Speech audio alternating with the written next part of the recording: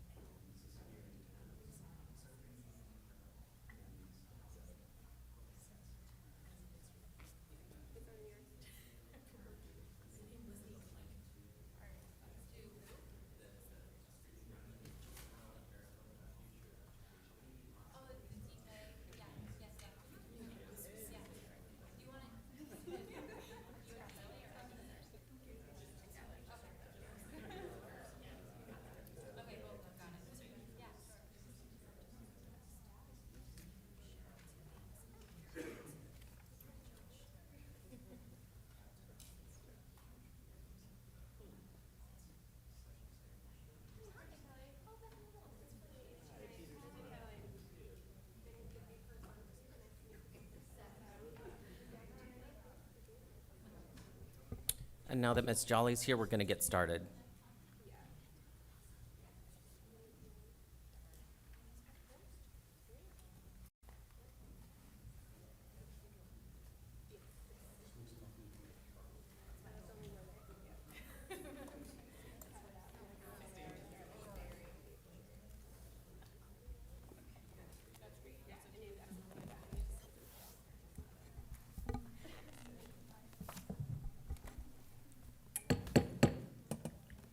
Good afternoon. The time is now 5:30 p.m. on Wednesday, March 16th, 2016, and this public meeting of the District of Columbia State Board of Education is now called to order. The roll will now be called to determine the presence of a quorum. Mr. Jacobson. Present. Ms. Williams. Present. Ms. Lord. Ms. Lord. Ms. Wilson Phelon. Present. Ms. Wattenberg. Ms. Wattenberg. Ms. Anderson. Ms. Anderson. Mr. Jones. Mr. Jones. Mr. Weedon. Present. Ms. Jolly. Present. Mr. Contreras. Present.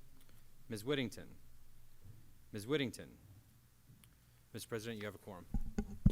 Thank you. And for the record, Ms. Lord and Ms. Wattenberg are en route, but due to Metro, they're stuck in traffic.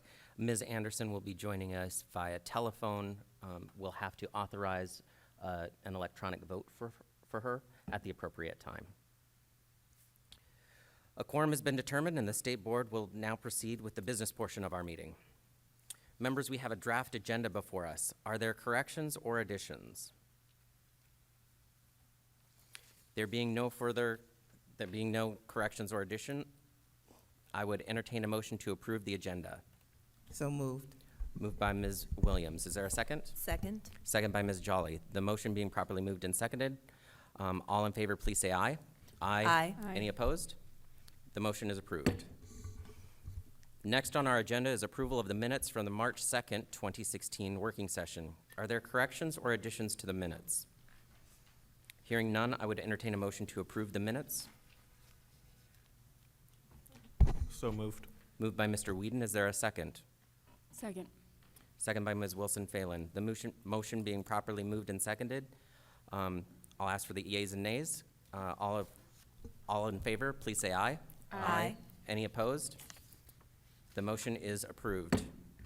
Let the record reflect Ms. Wattenberg is also in attendance.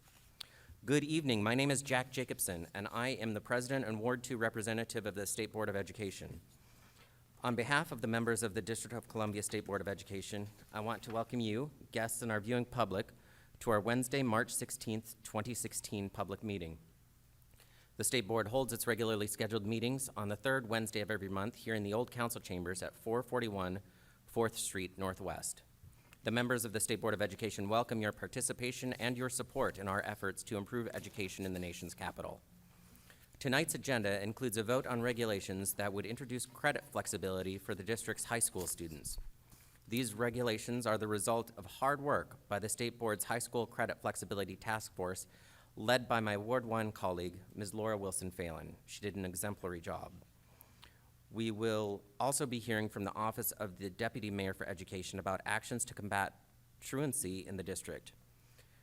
We're hearing from the Deputy Mayor's office in response to an inquiry the State Board made in January regarding its outstanding items requested by the State Board's April 2015 report titled Challenges Associated with the Implementation of the District of Columbia's New Compulsory Attendance Laws and Recommendations for Addressing Them. As my colleagues on the dais know, that report was written by our Truancy Committee, led by our Ward 4 member, Camille Anderson. I'm looking forward to hearing more about the state of truancy in DC and what has been done to better the system since last year. We will also hear tonight from 2 middle school teachers who will be giving the State Board their perspective on the proposed health education standards. Our colleagues at OSSE have been holding sessions with LEA leaders and teachers since the release of the proposed standards, and I'm eager to get a firsthand account of how the standards will impact students and teachers in the classroom. I also want to note that the Board and the Young Women's Project will be hosting a second student town hall on the proposed standards tomorrow, March 17th, from 5 p.m. to 7 p.m. at the Young Women's Project offices at 2217 14th Street Northwest, 2nd floor. As I said last month, the State Board is committed to transparency and open discussion. I'm glad to see that the State Board and OSSE have been able to host so many opportunities for comment and discussion on the new standards. Last but certainly not least, the State Board will be receiving comment from 3 experts to kick off its work related to the new Every Student Succeeds Act, or ESSA, the replacement for No Child Left Behind. As many in the public know, No Child Left Behind was a federal law that prescribed many conditions that states needed to follow in education. ESSA shifts much of that authority back to the states and districts in what has been called one of the largest devolutions of power by the federal government in decades. At this point, the U.S. Department of Education has not released final information about how they will be implementing the new law. The department has put together a, quote, negotiated rulemaking panel, end quote, that will be working over the next few months to hammer out some of those details, especially on the assessment piece. Our panelists tonight will help the State Board frame its work on ESSA as we begin our discussions with OSSE and other stakeholders. I'm very much looking forward to the insight our panel will bring to the State Board's discussion of ESSA as we review and ultimately approve a state accountability plan under the new law in concert with our colleagues from OSSE. With that, I'm actually going to turn it over to our Superintendent of Education, Hansel King, to provide comments. Thank you, President Jacobson. As you mentioned, this evening the board is focused on several topics that reflect the innovative work happening in education in the district today. The revising of health standards, addressing the challenge of truancy, developing pathways for credit flexibility, and beginning to discuss the provisions of the recently reauthorized Elementary and Secondary Education Act called the Every Student Succeeds Act, or ESSA. OSSE is excited that the revised health standards developed in collaboration with the board and stakeholders are expected to move forward to a vote in April. On ESSA, since the passage of the law at the end of 2015, OSSE has been analyzing the impact of the law at the state, local education agency, and school levels. ESSA provides an important opportunity for states to have greater authority over the design of accountability systems to meet their own contexts. There will be a period of transition through the next school year, and as you mentioned, there is still further information to come from the U.S. Department of Education, including the negotiated rulemaking process and further regulations. But we are already moving forward to further our own understanding and are excited to engage with you in this discussion. We look forward to working with the State Board through updates and panels at upcoming meetings and other public engagement with school and LEA leaders and community members to design this new system over the next year. OSSE will be developing this new system in consultation with the Deputy Mayor for Education and other stakeholders in D.C., including the State Board of Education, the Public Charter School Board, the District of Columbia Public Schools, charter LEA leaders, school principals, and community members to ensure that it's a system that pushes our shared commitment to equity forward. We look forward to working with the State Board through updates and panels at our upcoming meetings and other public engagement to design the system over the next year. I'm excited about the grounding tonight's panelists will provide us as we undertake this transition to ESSA, and I look forward to hearing their insights as well as more about the timelines that will continue to guide the transitions over the next year. Second, tonight the board will be voting on rulemaking regarding credit flexibility. If approved, this change has the potential to support high schools in better meeting the learning needs of students. I would like to once again thank the members of the High School Credit Flexibility Task Force for their thoughtful work, and in particular, Laura Wilson-Phelon for her leadership and the board as a whole for your partnership. As I shared at the working session on March 2nd, OSSE received 25 comments on the proposed regulations based on the task force's recommendations. These comments primarily related to increasing the physical education and health education graduation requirements and the provision related to allowing students to receive a unit equivalent to a Carnegie unit for attaining a minimum score on an OSSE-approved assessment. Through ongoing dialogue with the board on the assessments issue, we determined that further review of this issue would be valuable and have reserved this section for future consideration. We are committed to working with the board and stakeholders on this matter. If there were to be substantive changes to the language proposed, there would be a second public comment period before moving forward. Tonight's regulations, therefore, omit this provision and relate to the rest of the task force's recommendations. If these regulations are approved, OSSE will establish a format for the waiver application and the required information for the application. I look forward to the vote tonight. LEAs and schools are interested in taking advantage of this flexibility in the upcoming school year, and I know that they will be excited to see the great work of the task force realized in these regulations. Thank you. Thank you, Superintendent Kang. The record needs to reflect that Ms. Lord, our at-large member, has also joined us. We continue tonight with our public witnesses. The State Board welcomes public participation in activities under our authority. If you're a member of the public and would like to speak at a future public meeting, please contact our staff at SBOE@dc.gov or by calling 202-741-0888. We have 5 public witnesses. Is Ms. Davis from the Washington Teachers Union? Is not here. Pamela Ornella? Please come up. Lena. Close? with the DC Center. Ms. Marilyn Holmes, Executive Director of Total Sunshine, Inc. Sarah Livingston, a member of the public. Stanley Carroll, a student at Columbia Heights Education Campus. Can we get one more chair? Great. We'll put that right next to Ms. Livingston, I think.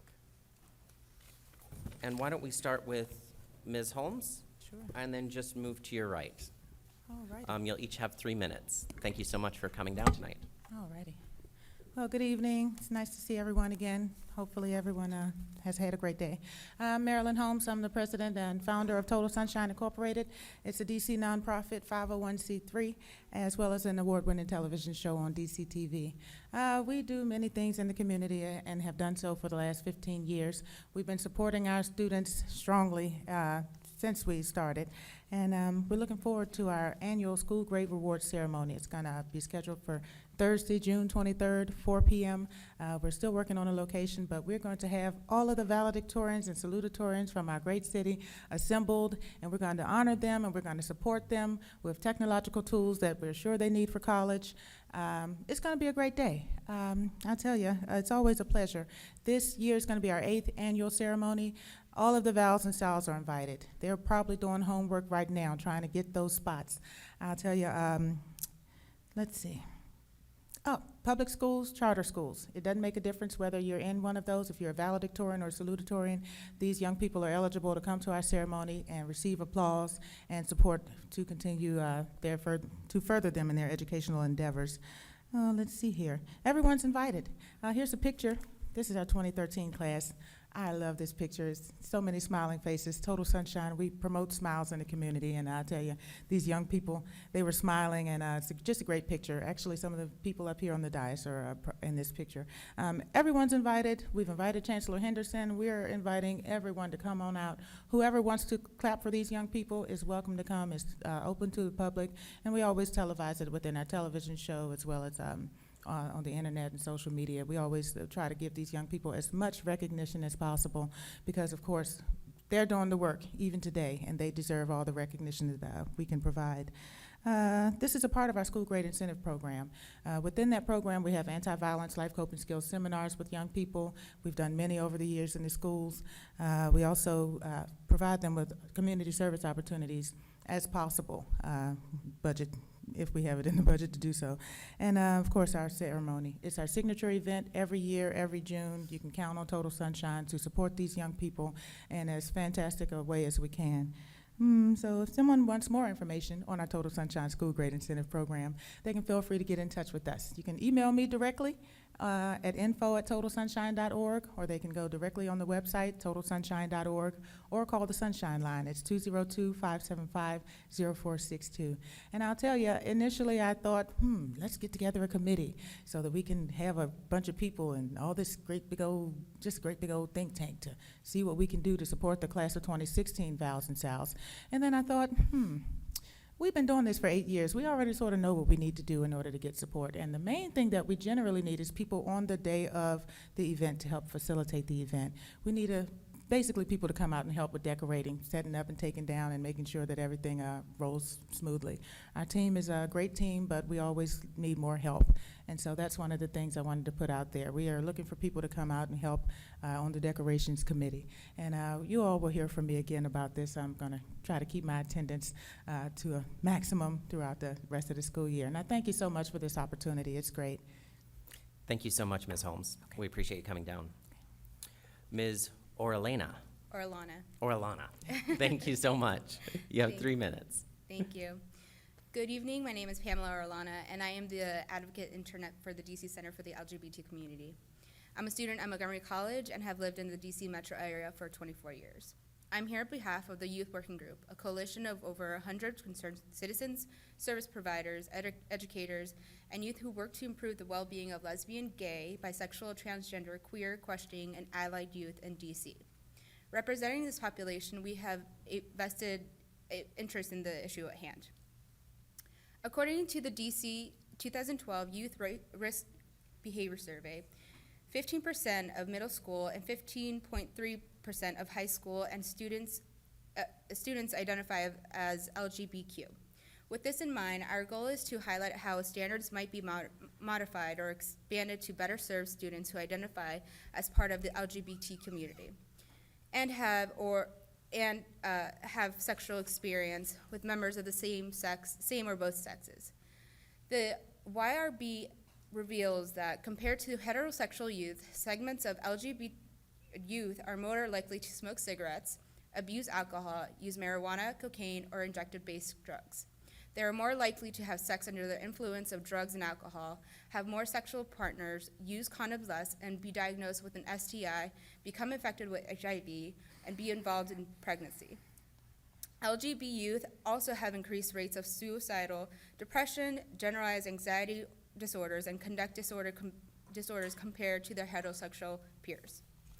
Youth education in DC does not explicitly include LGBT topics, which put LGBT youth at an immediate disadvantage. The DC Center conducted a poll over 200 students attending Youth Pride Day in May 2014 in DuPont Circle. We found that 19% of students in health education class did not learn about STIs, 24% did not learn about and 27% didn't learn about barrier methods like condoms and dental dams. Only half of students reported learning about dating violence, a third reported learning about sexual orientation and gender identity, and even fewer reported experience instructions regarding positive same-sex relationships. Less than 1 in 5 students can recall hearing positive examples of transgender identity. The rest are in my testimony if you'd like to read.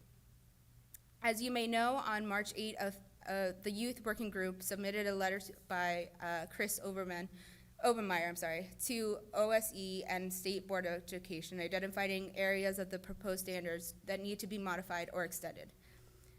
The rest are in my testimony if you'd like to read the rest of it. Thank you. Thank you so much, and I really appreciate you coming down, and the detailed comments that were in Mr. Obermeyer's letter are incredibly helpful. Yeah. And I'll be your advocate on those Thank you. issues. Thank you Thank so you. much. Ms. Livingston, 3 minutes. Good evening, Mr. President and members of the board. You got it. Can you hear me now? Yes, ma'am. Okay. My name is Sarah Livingston, and I live here in the district in the Shaw neighborhood of Ward 6. And I have come tonight to just share a couple of thoughts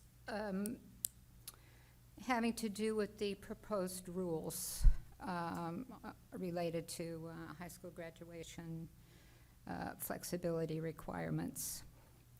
There are a number of terms associated with this idea, so it's not always just 1 or 2 words. But anyway, I was pleased to learn in the OSSE's memo to the board of February 26th, that, and she repeated it tonight, that perhaps a little more consideration of some of the rules, specifically 2203.7, would be beneficial. And I really appreciate the responsiveness in that. However, I would be even more pleased if the whole issue were indefinitely tabled in light of past and recent changes. And these changes, if you look back in DC history, you see that in 1995, there was a decision made to have charter schools. And that wasn't necessarily a mistake, but it has created enormous problems, physically, legally, and in all manner of effects on the children going to school in the district. So it was done by a small group of people and not very well known to the public, and it's created problems. And the same is true of mayoral control as a reform of educational governance that we've had since 2007. It has also proven to be highly problematic. And both of these reforms were fostered onto the citizen body by a small group in a very hurried way, with minimum thought to their long-term consequences and no effort to ascertain the will of the majority, not to mention the fact that they have both become very expensive. And this is happening, in my experience, all over again with this idea for reorganizing how high school education would be provided. It's a small group that wants something. It hasn't been very well thought out, and most of the public doesn't even know about it. And I have discussed it with several people in various parts of town, and they haven't heard about it. And they don't even have no basis upon which to even begin to understand it. And so I want to also point out that two more recent changes have occurred that have put us in a different and much more favorable decision-making environment. And first, since 2014, when this idea first surfaced on this board, we elected a new mayor. Ms. Livingston, could you finish your comments briefly, please? Yeah. Thank you. We have a new mayor. She has not mentioned this topic at all.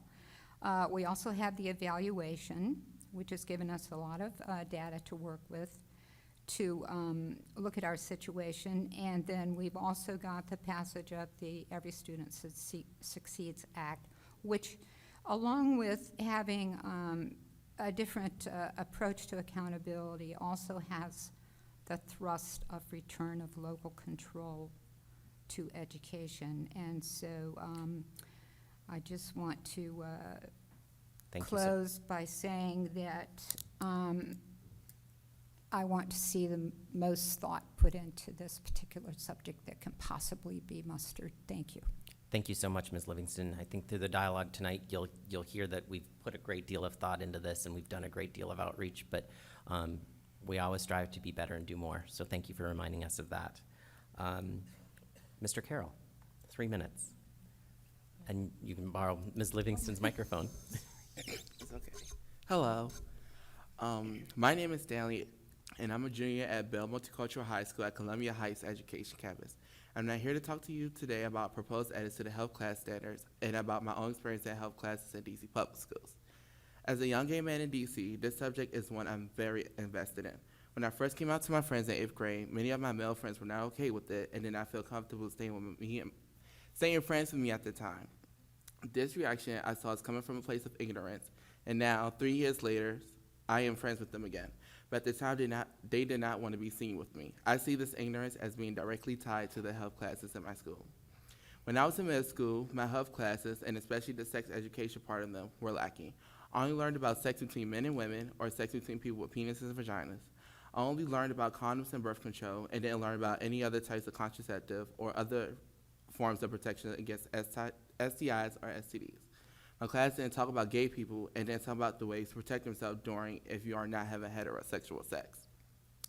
Health classes in my high school have been more detailed. There has been discussion on being gay or lesbian and what that means, and briefly our class talked about what it means to be transgender. It's a problem, though, that my health class in middle school didn't talk about sexual orientation. This led to my friends' ignorance in which they stopped talking to me. It's a problem that only reason we talked about transgender issues is because I brought it up, and otherwise we would not have talked about this. I often find myself answering basic and sometimes insulting questions about being gay from my classmates. They still believe in a lot of myths about being gay, and I'm the one in my school that they come to for answers. This shouldn't be my responsibility, and I should have to deal with ignorant comments. A comprehensive and LGBTQ inclusive set of health class standards will work against this. For this reason, I strongly support the DC Senate's letter of recommended changes to your proposal, and I will even encourage you to push voting on this issue back enough for the community to have a full say in health class standards. This opportunity to change these standards doesn't come often. The last time they were changed, I wasn't even in middle school yet. It is important when working on things like this to get them right. And getting things right requires a lot of careful thought and a lot of input from different members of the community with different experience than yours. Please incorporate DC Senate's proposed edits, and please respect the vote on this issue to allow the community to weigh in on the next draft of edits. Do it for kids like me. Thank you for listening. Thank you so much for coming down. This has been a passion of mine and some of my colleagues on the board for the past 2 years. We're going to keep working on it. So thank you all for coming down, and you are excused. Thank you. If you have copies of your testimony, you can leave them with our staff or submit them by email.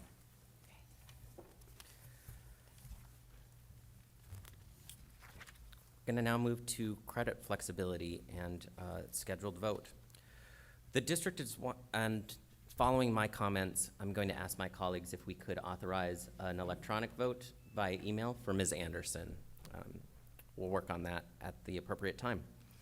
The district is one of the few jurisdictions in the country with a high school credit system based solely on the Carnegie unit. Tonight, we will take a step in offering students other pathways to credit by voting on regulations that provide waivers for courses suited to competency-based education. Competency-based courses incorporate individualized learning and can provide enormous benefits to students that are struggling to keep up in a traditional class. In the district, a majority of our students are not ready to succeed.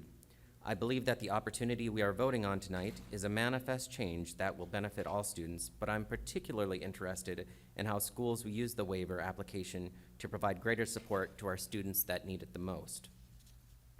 The state board asked our Ward 1 colleague, Laura Wilson Phelon, to lead the investigation into competency-based education.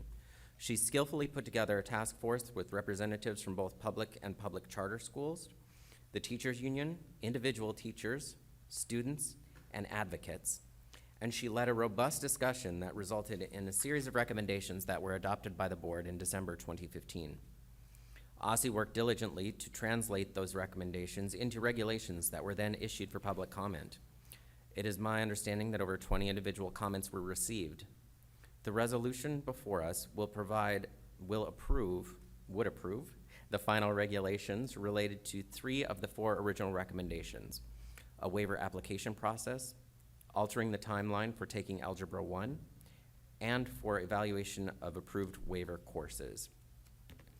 At this point, I would ask my colleagues if there is a motion to permit a vote by telephone for our Ward 4 colleague, Camille Anderson, on Resolution 16-3 to approve credit flexibility final regulations. So moved. Moved by Ms. Wilson Phelon. Is there a second? Second. Motion being properly moved and seconded. All in favor, please say aye. Aye. Any opposed? Motion carries. Ms. Anderson will be authorized to vote electronically, and the executive director will get her on the line. Considering her work on this issue, I would like to ask Ms. Wilson Phelon if she would like to introduce the resolution and provide comments.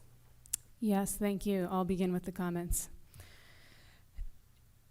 I've mentioned this before because we've discussed this now for several months, but the purpose of this effort that began last summer and really extended well before my time on the board was in recognition that what we are doing now across the city has made important improvements in our educational quality and experience for our students, but it is certainly not enough.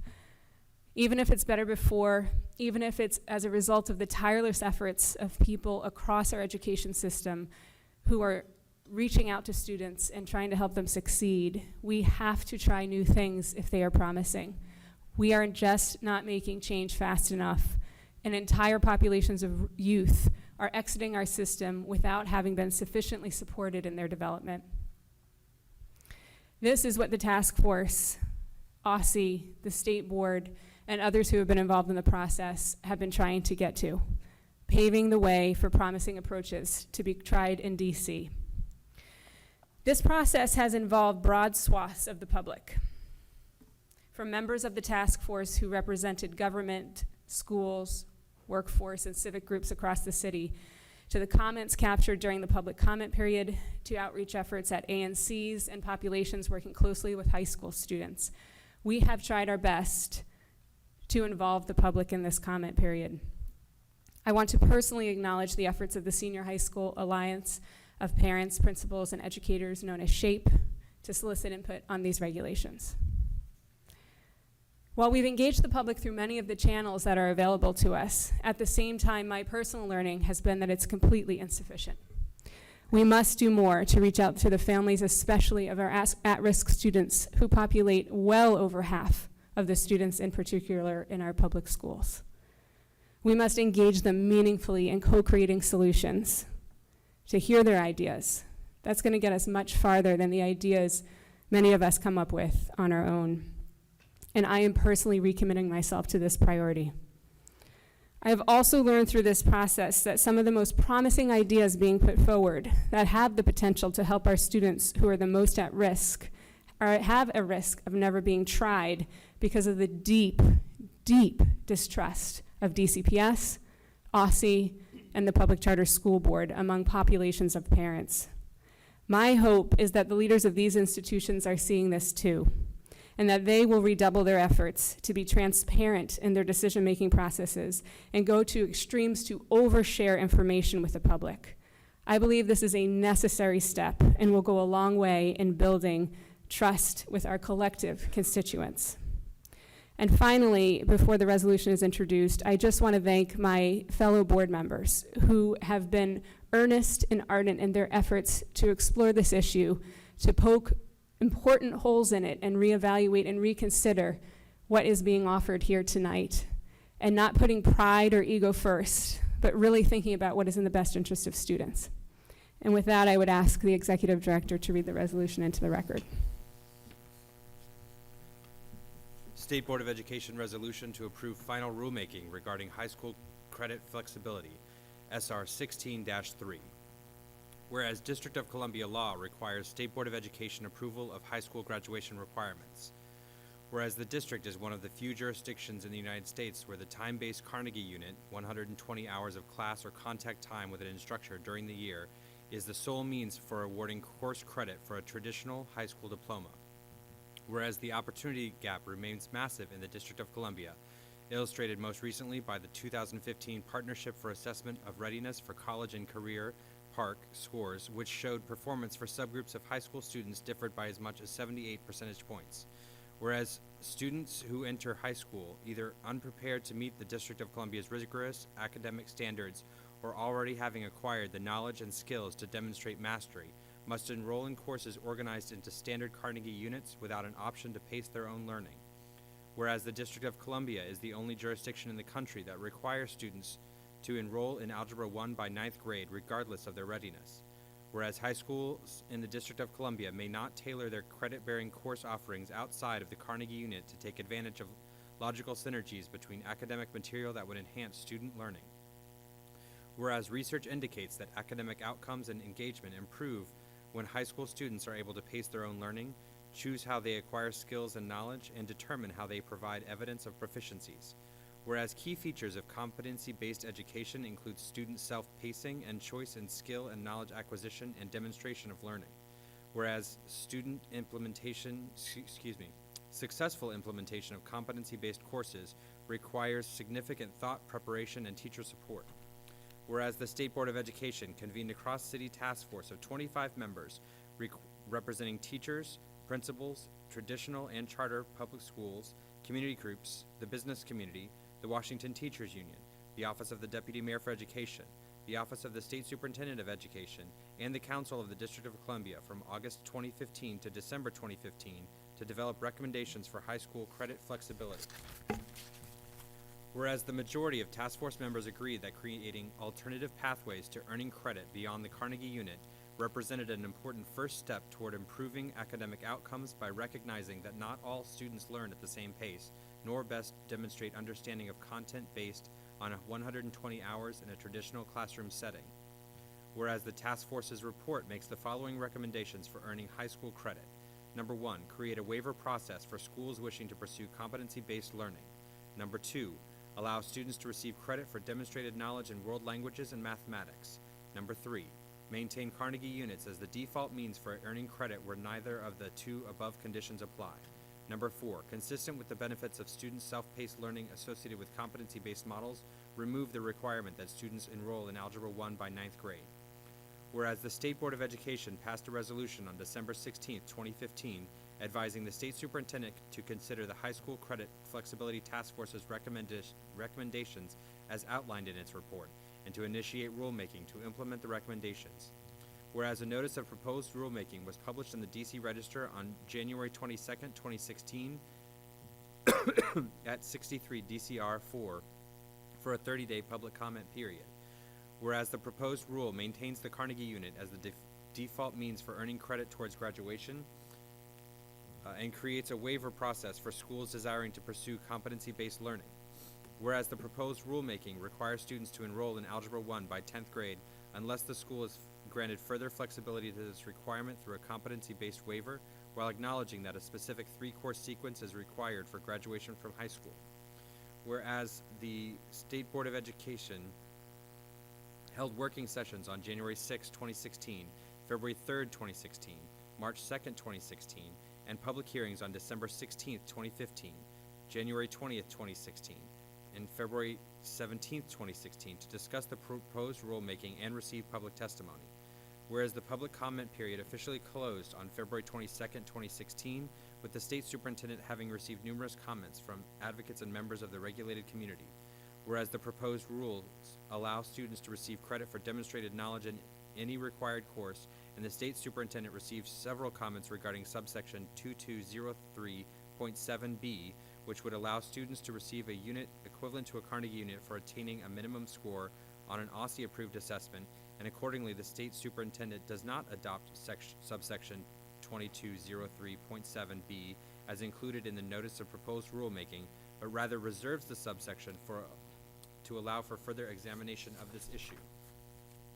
Whereas the State Board of Education finds that the final rulemaking may assist students at all levels of academic performance by eliminating barriers to meeting individual educational needs and by promoting competency-based learning that ensures students advance with the requisite knowledge to be successful. Now therefore, be it resolved that on March 16, 2016, the State Board approves the final rulemaking implementing the High School Credit Flexibility Task Force's recommendations. I would entertain a motion on the resolution. So moved. Moved by Ms. Wilson Phelon. Is there a second? Second. Second by Ms. Jolly.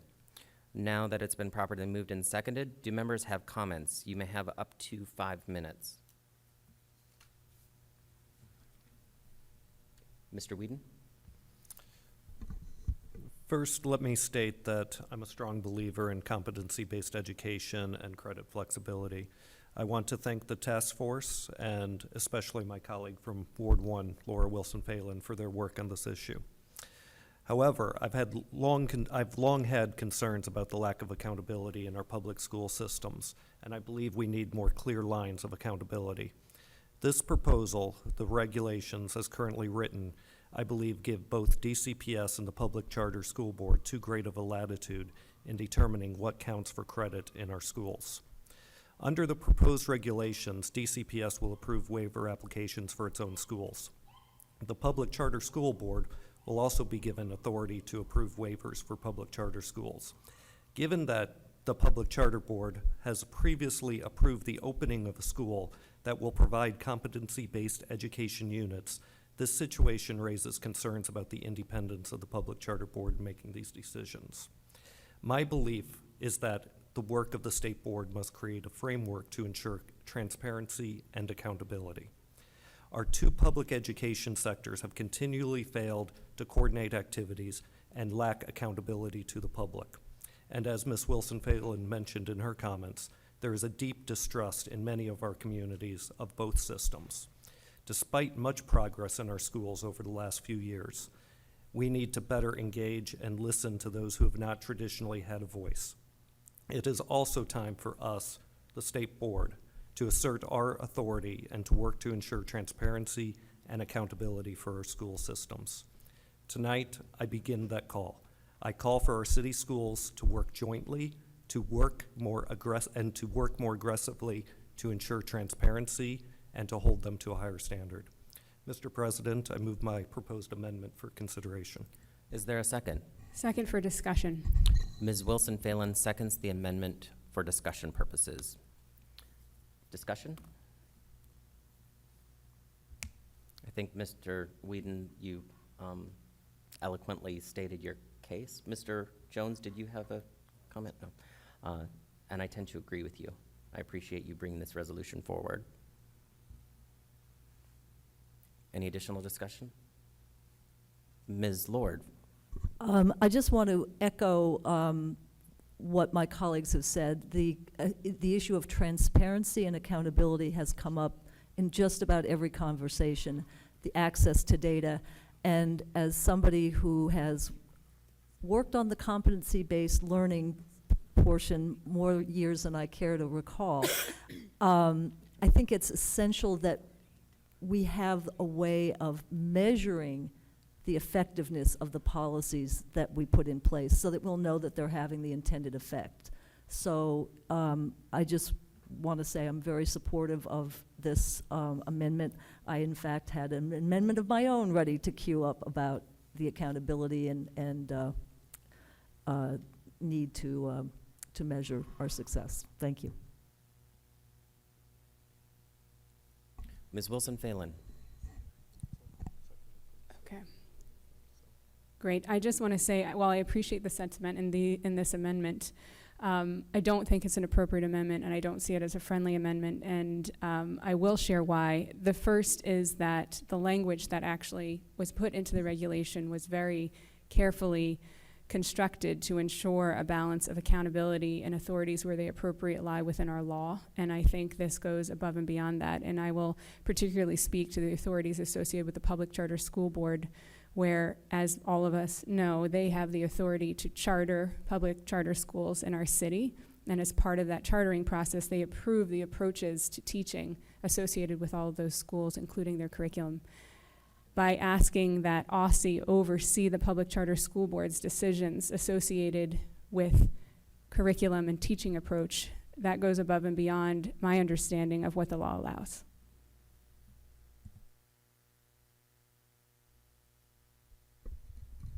Mr. Weedon. Well, I disagree with that interpretation. I don't want to cause the work of the task force to be undone, and I'll withdraw my amendment. Mr. Weedon would like to withdraw the amendment. Is that acceptable to the second? Yes. Thank you. Thank you. We will make sure that your comments and the amendment are included in our official records. Any addition? Ms. Wattenberg from Ward 3. Hi, thank you. I have a multi-part amendment here, which I'm going to explain, and then I will motivate it. So what I would like for people to do is to look at the resolution titled Evaluating and Monitoring the Progress and Effectiveness of Competency-Based Learning, a resolution that I have submitted. I'm not going to submit this resolution. Rather, I'm going to submit parts of it as amendments to the main resolution so that we can get at some of these issues around evaluating and monitoring, but doing it in a way that is consistent with the task force and the desire of the board to move this forward. So take a look at that resolution. You want to go to line 32 and replace the word recommended with the word stated.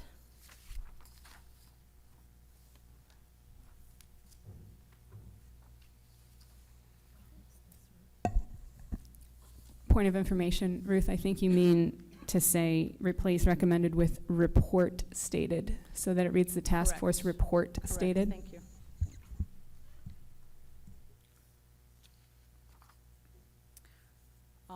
Okay, then I want to take lines 32 through 45 from this resolution, and lines on page 2 of the resolution, lines 10 through 20. And I want to insert them on page 3 of the main motion, under line 5, so that they would become the new line 6. In effect, what I'm doing. Point of inquiry, Ruth. Would you consider inserting lines 32 to 45 above line 1 on page 2? I Above think that line 1 makes on more page. sense. And then insert That's fine. I mean, that's 10 fine. to 21. At the end? Yeah. That's fine. Thanks.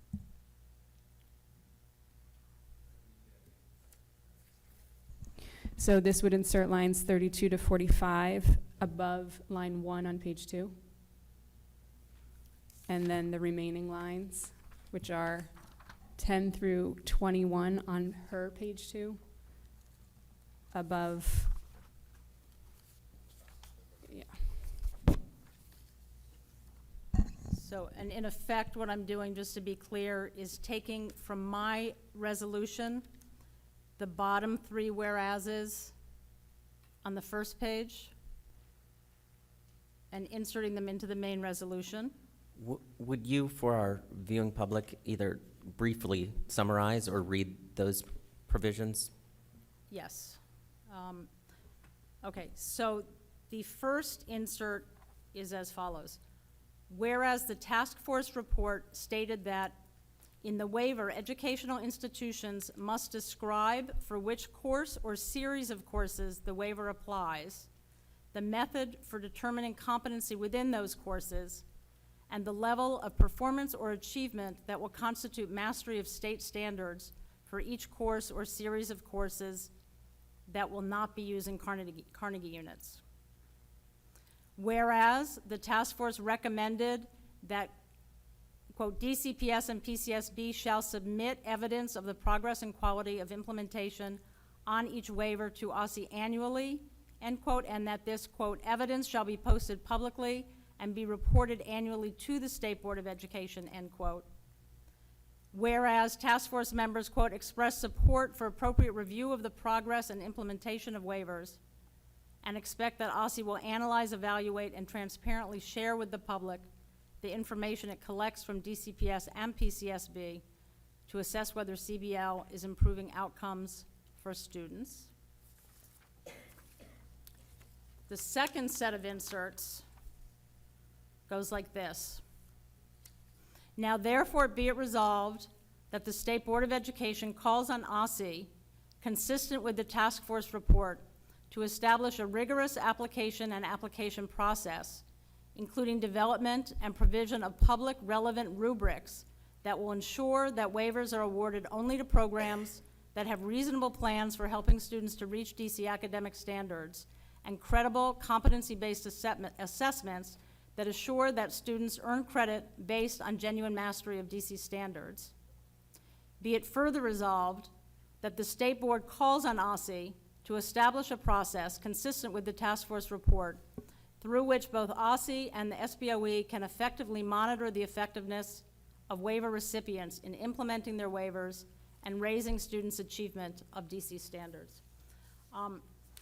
So I'll be brief in my motivation and simply say that as we've heard in the comments thus far, and as we've heard, as many of us have gone to community meetings to discuss this, and as has been discussed in a number of state board meetings, we do think that it's critical that as we move forward with this exciting reform of competency-based learning, that we do so in a way that's really going to gather the kind of information necessary so that everybody who's involved will know what's working well, what's not working, and everybody can make sure that as this moves forward, the best possible practices are being used, and those that aren't used, we know it, and they can be discarded. That's what's necessary if we really want education to move forward, and if we want this to be a successful reform, and that is the hope of the people on the task force, the people on the board, and we know the people at OSSI who will be administering this. The sentiments I've read and then I've included in the amendments are all from the task force report. The nature of the regulations, however, of course, is to be much more spare, and we wanted to make sure that we brought into the resolution these concerns and stated clearly what we hope will happen during the implementation. So moved. Is there a second? Before the second, our executive director has a point of clarification. Thank you, Mr. President. Ms. Wattenberg, on the whereas clauses, you were changing the task force recommended to the task force report stated, correct? And that's in both the first two whereases say recommended. I just want to make sure. No, I think it's just in the first one. It is just in the first one. It's not in the second one. So the second one should still read Yeah. recommended? Yeah, Okay, correct. thank you. Thank you. Ms. Wattenberg has made a motion. Is there a second? I second. second by Ms. Wilson Phelon. Is there discussion? I accept this as a friendly amendment. It is accepted as friendly. Additional discussion or amendments? Ms. Lord? I have just a quick question. So all of those 5 paragraphs will be inserted at the top of page 2? No, thanks to Laura's stylistic amendment to the amendment, here, Karen's gonna have, the whereases will go at the top of page 2, and the resolves will go before the results. Okay, I just want to make that clear. So I have a proposed amendment that I think will be clarifying and succinct. But I want to precede that by just acknowledging the leadership of my colleague from Ward 1, Laura Wilson Phelon, for bringing us to this point on the task force, for diving so deep. And it represents real consensus. Fist to 5, for it, again it, you get a total 5 from me. I also want to underscore that this is not our first bite of the apple.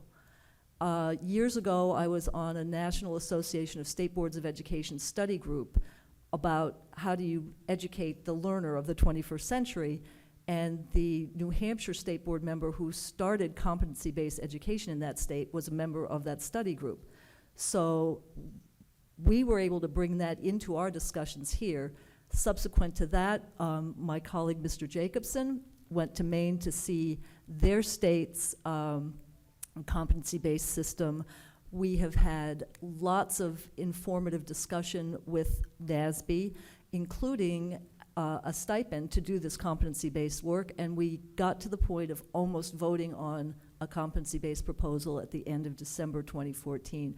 So I just want to make sure everyone understands this is a very considered, very deep effort, and it is gaining traction not just here but in states around the country from whom we have been able to learn. So we are not reinventing the wheel, and we are not making mistakes. And I think the amendment that was just proposed by my colleague really cuts to the quick of the accountability and the transparency with which this has to move forward in order for it to work, and so in order for us to know that it's going to work.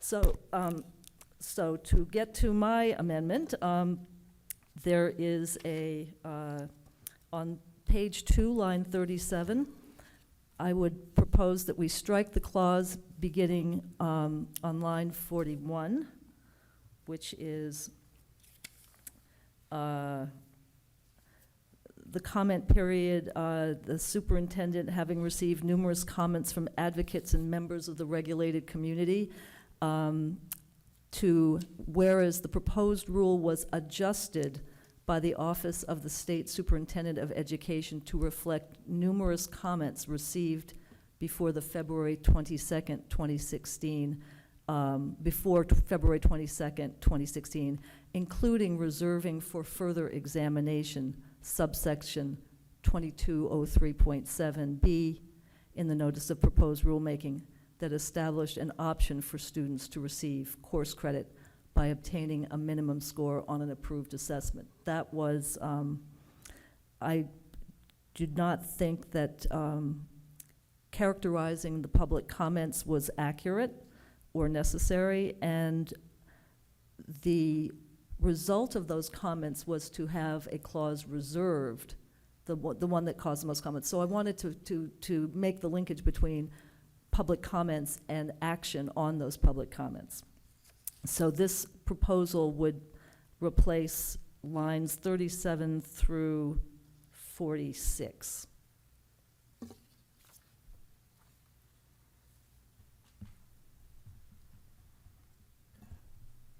Is there a second? Is that your full amendment? That's my full amendment. Is there a second to Ms.? Second. Second by Ms. Wilson Phelon. Discussion. I accept this as a friendly amendment. It's accepted as friendly. Thank you for that. Any additional amendments or discussion? I have just one Ms. technical Lord. amendment on page 1.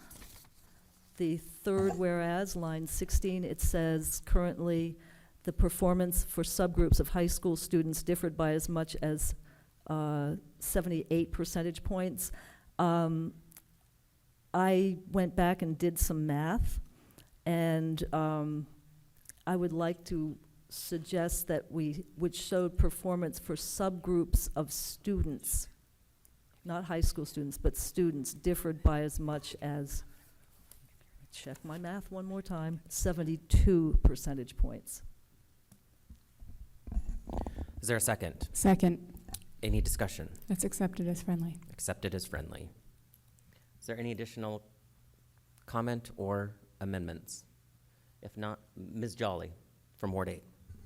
Sure. In my engagement in my community, there was a bit of misunderstanding initially about why we were approving a regulation that would push back the requirement for Algebra 1 to have to take place in 9th grade versus 10th grade. So I just wanted to go on the public record for an explanation of that.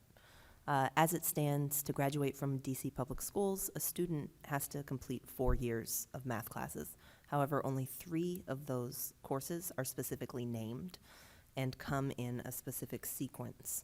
So there was some worry that not requiring Algebra 1 until the idea that requiring Algebra 1 in 10th grade year might cause students to graduate late.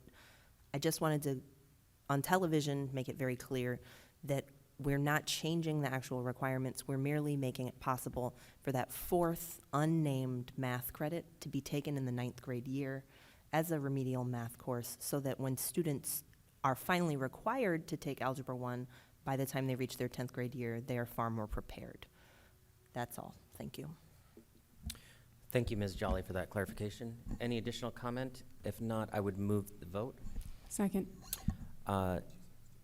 We are dialing in Ms. Anderson, and then our executive director will call the roll.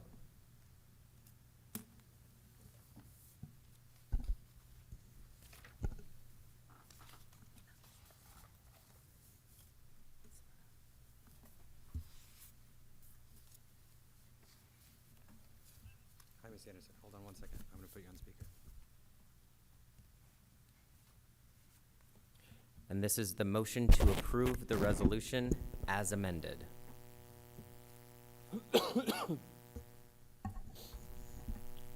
Mr. Jacobson. Aye. Ms. Williams. Yes. Ms. Lord. Aye. Ms. Wilson Phelon. Yes. Ms. Wattenberg. Ms. Anderson. Aye. Mr. Jones. Aye. Mr. Weedon. Aye. Ms. Jolly. Aye. Mr. Contreras. Aye. Ms. Whittington. Ms. Whittington.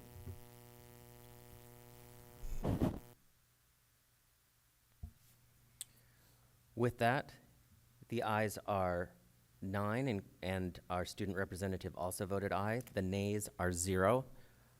The motion is approved. Thank you again, Ms. Wilson Phelon, for your yeoman's effort on this initiative, and we will continue to work as a board with our friends at OSSI and at our individual LEAs on implementation of this new opportunity. Just point of information, I need to excuse myself for the rest of the meeting for a family emergency. Thank you. Thank you, Ms. Wilson Phelon. Ms. Wattenberg for a brief comment. Yeah, for a brief comment. First, I want to apologize. It took me over an hour to get here from my house today, given the traffic, and as a result, I was a little scattered in pulling everything together. And among the things I meant to do at the beginning were, first of all, to thank Laura, who really did put in an incredible amount of work to make this work. And my thanks and appreciation to everybody on the task force for the way they plunged into it. I also really wanted to thank very much our superintendent for hearing the enormous amount of concern that was out there on the assessing out provision. And I know that it was something that was important, and I really appreciate that you heard and that you were able to pull that back. And so on behalf of myself and others, thank you very much. And I have one question on that, Jack, which is just, it's my understanding that it's pulled back and it will not come back before us anytime soon, and that when it comes back to us, it would only be in the context of a broader review of high school graduation requirements. Is that correct? We are going to be looking at a comprehensive review. The superintendent has agreed with us that we're going to review the graduation requirements, and this could be a part of that conversation, but it won't necessarily be. But it won't come up separate from that in any, The rulemaking fast- process in DC would allow it to come up separately, but we don't expect that. okay, is there a possibility of getting some confirmation on that? Just so that all the people can know that it's put aside for now and they can worry about other things related to improving schools? We'll work with the superintendent to get a firm statement on that. Okay, terrific. Thank you very much, much appreciated. Thank you so much, Ms. Wattenberg. We're going to move to health education standards, my favorite. I'm very happy to call to the stand two outstanding educators in the DC public school system. Lisa Alshire, a teacher at Hart Middle School. And Ms. Alshire, are you here? No. Rayshana Hill, a teacher at Brookland Middle School. Well, you make your way to the podium, or the witness table. I want to speak briefly about the hard work that has gone into the health education standards that were proposed by OSSE. These standards are truly a labor of love for me. The data is clear. We are failing our students by not providing the best and most accurate information related to their health that we can. I'm excited at the possibility of revamping these standards to help students become healthy, productive citizens. Ms. Hill? Yes. Would you like to begin? You'll have 5 minutes, and then we'll do a brief question and answer with you. Okay, great. Thank you so much. Good evening, everyone. Thank you for having me. It's pretty exciting to be able to speak about my department and represent DC Public Schools. So thank you for having me. Sure. Thank you for having me. My name is Rayshana Hill. I'm a teacher at Brookland Middle School in District of Columbia. My vision for students is to ensure that students are provided with the knowledge and skills necessary to confront health-related issues and make a smooth transition from puberty into adolescence. So one, I want to again begin by thank you for allowing me to discuss the proposed health standards today. I've taught in the middle school health and physical education for DC Public Schools for the past 5 years. The proposed standards are updated and relevant to students' lives today. During my time in DCPS, I've seen health education shift and become more skills focused, and I think that's very important because students need to be equipped with the skills necessary to just tackle life. The proposed health standards reflect this shift. With the changes, students will no longer focus on just memorizing and knowing factual information, but they will learn to think critically and practice to do something with the content they are learning in class. Instead of teaching students facts only, they will be taught how to access and evaluate information for themselves, as well as advocate for themselves in the communities. A lot of times you don't know where to get certain information from when you're taught certain facts and information, but allowing these students the opportunity to learn where to access this information, whether it's an outside resource, an internet resource, that is very important. And it also gives them the opportunity to, again, advocate for themselves in their communities and learn how to make good health decisions. Doing this will develop deeper understanding on how to apply the content to their lives. When students learn how to apply the content to their own lives, they will improve the outcomes of themselves and hopefully their families and friends and just people around them in general. In DCPS, we have several updated health resources which has helped me tremendously tackle the standards that I teach in class. They focus on teaching students skills that have been provided by some of our health curriculum specialists and department.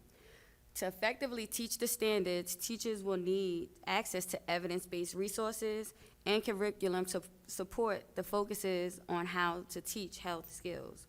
This will require allowing time for teachers to take a deeper dive into the standards with actual hands-on training.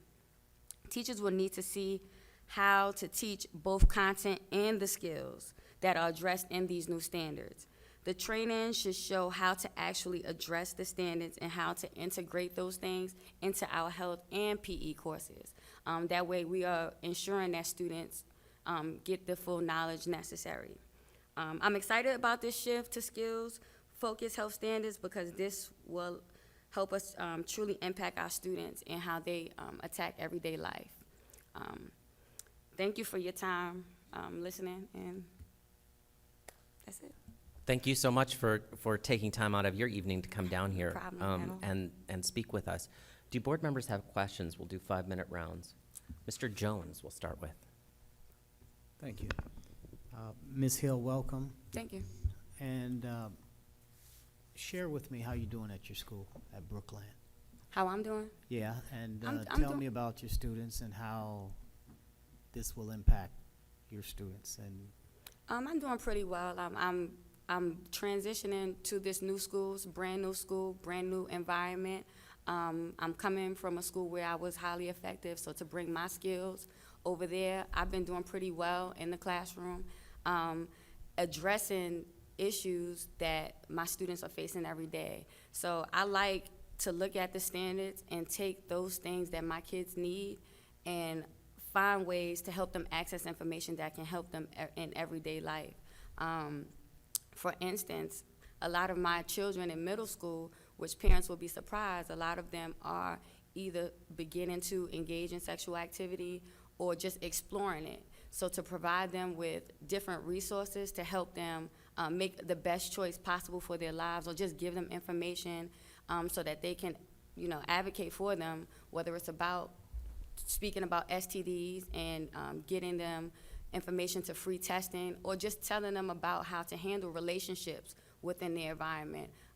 That's what I've been doing. So that's one area that I feel like I've been helping students in, because this adolescent puberty shift is pretty big nowadays, especially with like social media and different things like that. So helping them access properly certain information is kind of what I've been doing to help at Brookland in one area.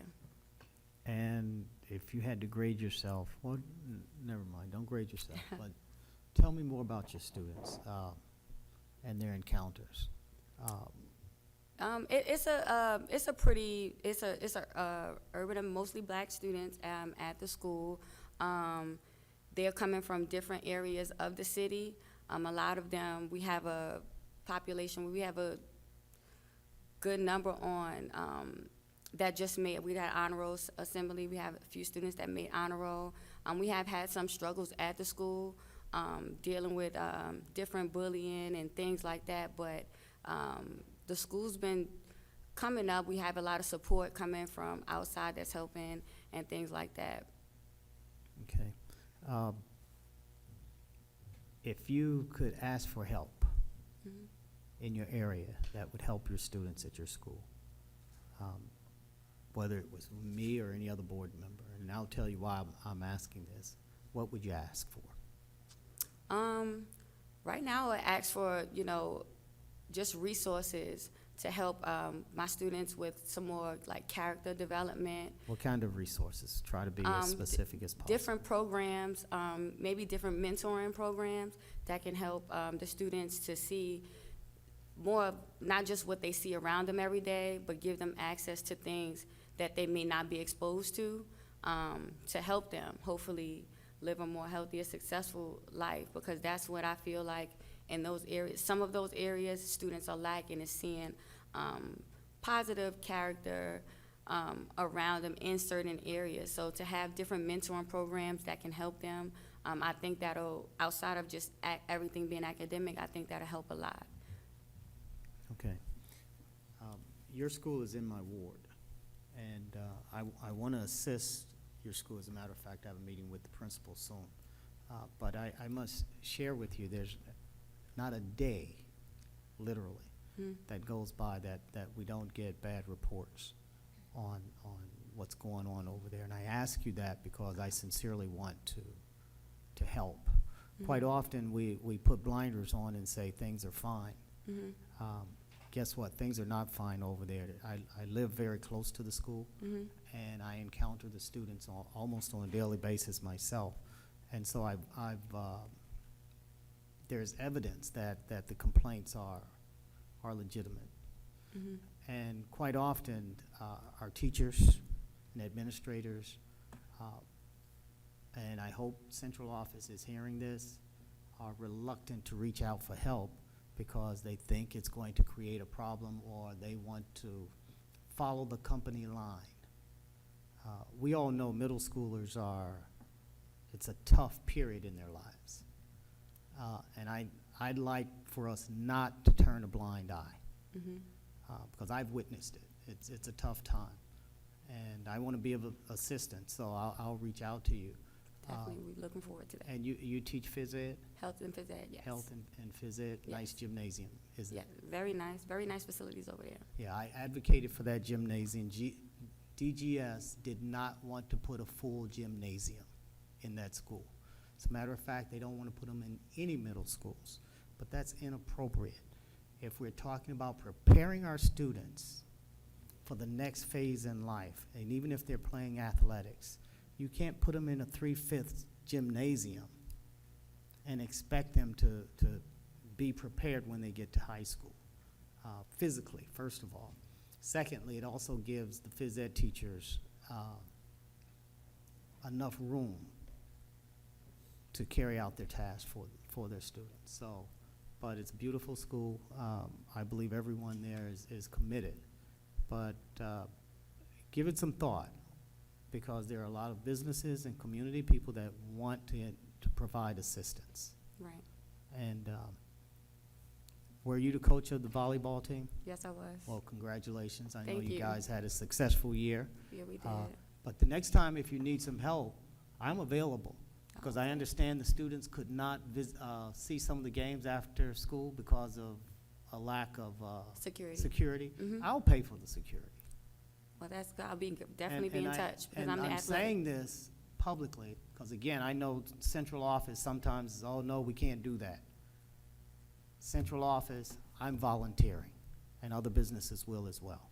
Hope they're listening. Thank you for coming down. Thank you, and I'll definitely be in touch with you for your help. Thank you, Mr. Jones, and for your generosity of spirit. Ms. Jolly for Board 8. Ms. Hill, thank you so much for coming down. I'm right here. Okay. Hi. So I'm also a teacher. I spent 1 year teaching 7th grade, which is how I know that you are doing the Lord's work. Thank you very kindly. That's a tough year. I'm back now to 9th grade. It's my home. So from that perspective, what I'm curious about, with these proposed changes, how will the changes in the standards affect your instruction practices? Or are these changes that are happening things that you're already doing and including in your work? Right.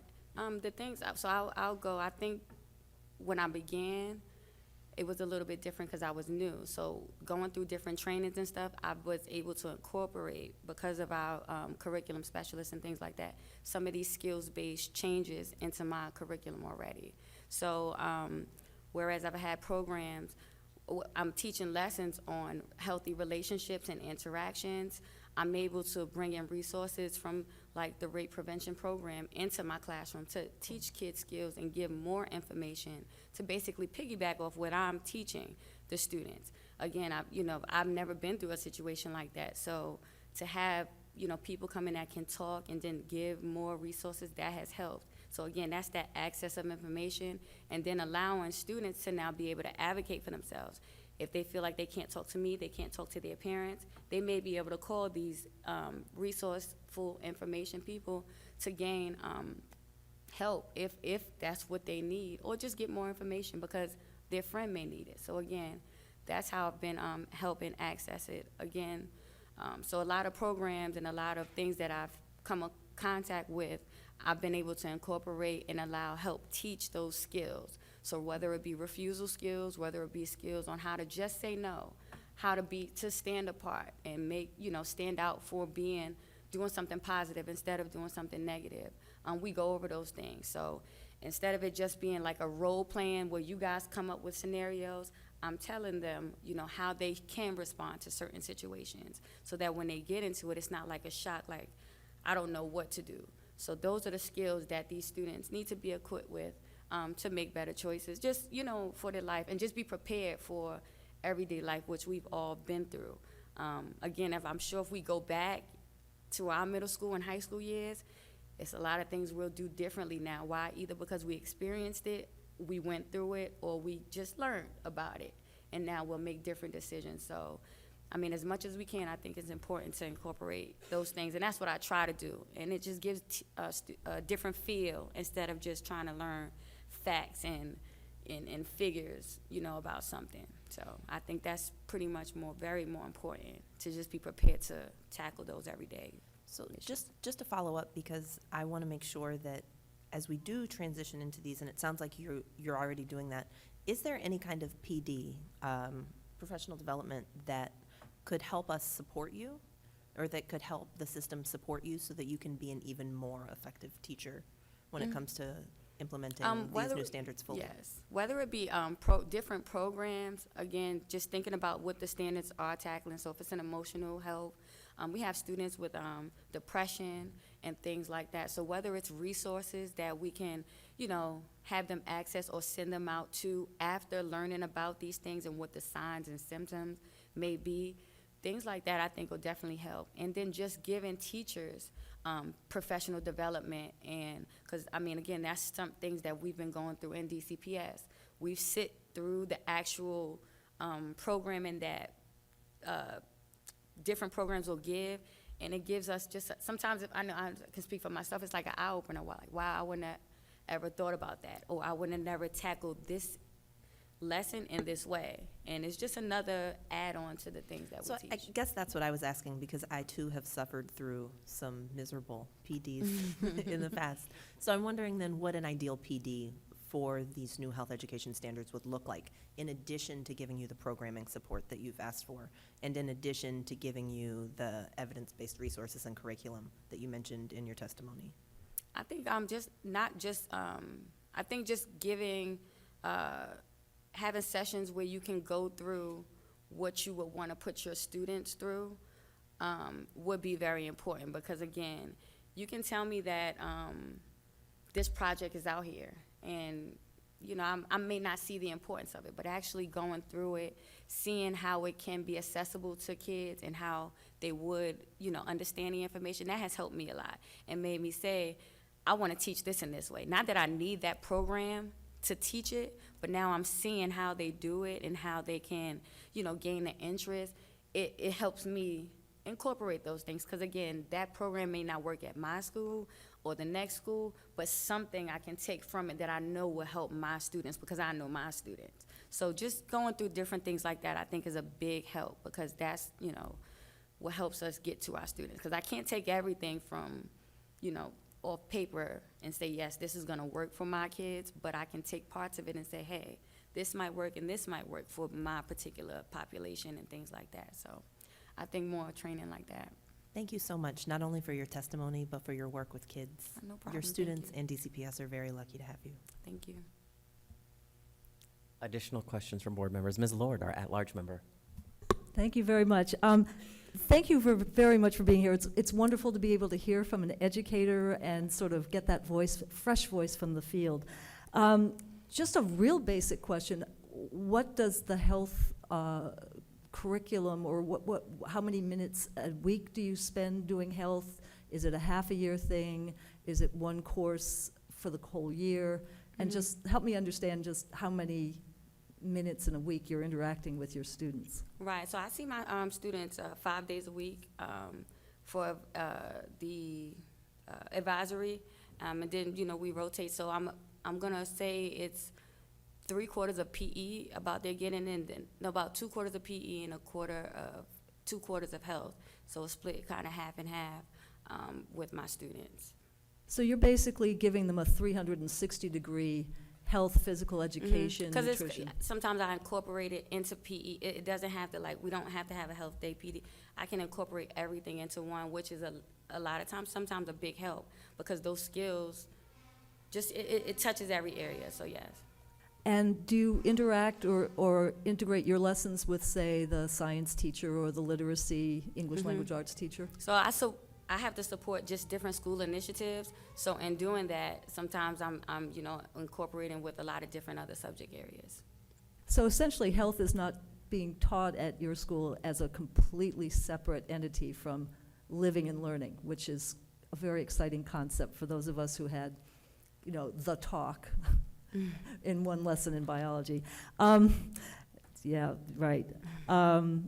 So a number of things or issues have come before this board from students, from teachers, about the need, for example, skills on how to deal with gun violence, skills on how to resist peer pressure. Nutrition was another issue that kind of simmered on how to develop healthy eating habits. And I was wondering if you could just give me some insights onto how these new standards would address those things, or how perhaps you address them in your teaching that might be informed, that might inform the standards or even change them. I see you mentioned nutrition, so I'm just gonna jump into on that. I can remember back when we were well, maybe I was growing up, you know, you have the different food pyramids and things like that. So yes, you can understand, you know, what those things mean, but if you don't really know how to make a meal based off those nutritional facts and nutritional standards, it's kind of like, you learned that for what? So being able to put students through making a meal, just, you know, basic breakfast, lunch, and dinner, using the different nutritional facts and things like that, I feel like that's important, letting them know, you know, what that can mean to them. And, you know, so that's one way that I know I've incorporated different things doing into my classroom. So that's like a teaching skills as opposed to just teaching the information. So now they can say, I can make a, you know, a nice healthy breakfast, lunch, and dinner, you know, meal and things like that in class. So it sounds a little bit like home ec or cooking, which is really kind of cool. What about gun violence or interpersonal violence? That tended to be, in our last go-around with the health standards, more of something that was alluded to mostly at the high school level, but we heard from a fifth grader not so long ago about how he really needed some help figuring out how to handle himself or, you know, deal with those sorts of violent situations. Well, I think just teaching students how, you know, to not put themselves in those type of situations and things like that. So if they know in their environment, you got to teach them just to make better choices when it comes to things like that. So that's really all I can say about that. Are there any parts of the standards, if you could change one thing, that you would change it, add more, subtract something? So I'm liking the advocacy and the you know, accessing more information within the standards. That I just want us to take a good look into, because I think that's one of the things that's very important is we have standards, but sometimes once we address them, we don't give students the way, you know, to use it. Again, I guess I'm going back to that skills thing. So giving them the, you know, resources to access that information that they need, you know, I'm fine with that, and I'm fine with the new way that they adopted it as I read over them and, you know, highlighted different things that were important to me in my class and my students. You're welcome. Thank you so much. I have one really brief question. And actually the folks from the DC Center who were here earlier touched upon this in their detailed letter to us. Some of the skills and information taught at the middle school level isn't necessarily retained at the high school level. Can you talk a little bit about what you do, tactics you use to try and make sure that students really understand? There are some things that we've left out of the high school standard because they're covered in middle school, things like actual intercourse and what it is, appropriate condom use and other STD prevention measures that are taught really strongly in middle school, so we skip them in high school. And is it because there's just not enough time? Do you have really good tactics that you use as a teacher? How can we improve this so that information is retained throughout? Right. Yeah, I think those things need to just kind of follow through. I think it's important for students to start accessing that at the middle school level, because They may or may not be engaging in those type of activities, but they will be coming. So I think it's very important to look at those areas in middle school heavily. That way, when you get to high school, now it's just a reinforcement of what you might be going through. Or now when you come in contact with it, you have a better idea of how to tackle it. So you may not even think, you may not, in middle school, you may not be having sexual intercourse or anything at that point. So when you get the information, it's, kind of like, ooh, icky. But in high school now, you're getting interested. So again, it's not, oh, you learned it already. It should still, roll into, let's touch on it again, because now it's different on how you might interact with the information that you received at that time. So in middle school, you may receive it one way, because you're not going through it. But in high school, you may receive it a different way, because now you're going through it, and now you're like, need more information, and it just, the way it is just more different. Because you just generally get a theoretical view in middle school, and then you perhaps for some might it's move. not theoretical, for some Right, right. but for some it is. So, I mean, Right. the shift is, I think it's going younger and younger, so Terrific. And then at the high school level, would you recommend that individual high school teachers reiterate and reinforce, or do you think that the standards should actually be reiterated at the high school level for those skills, particularly human growth and development skills learned at middle school?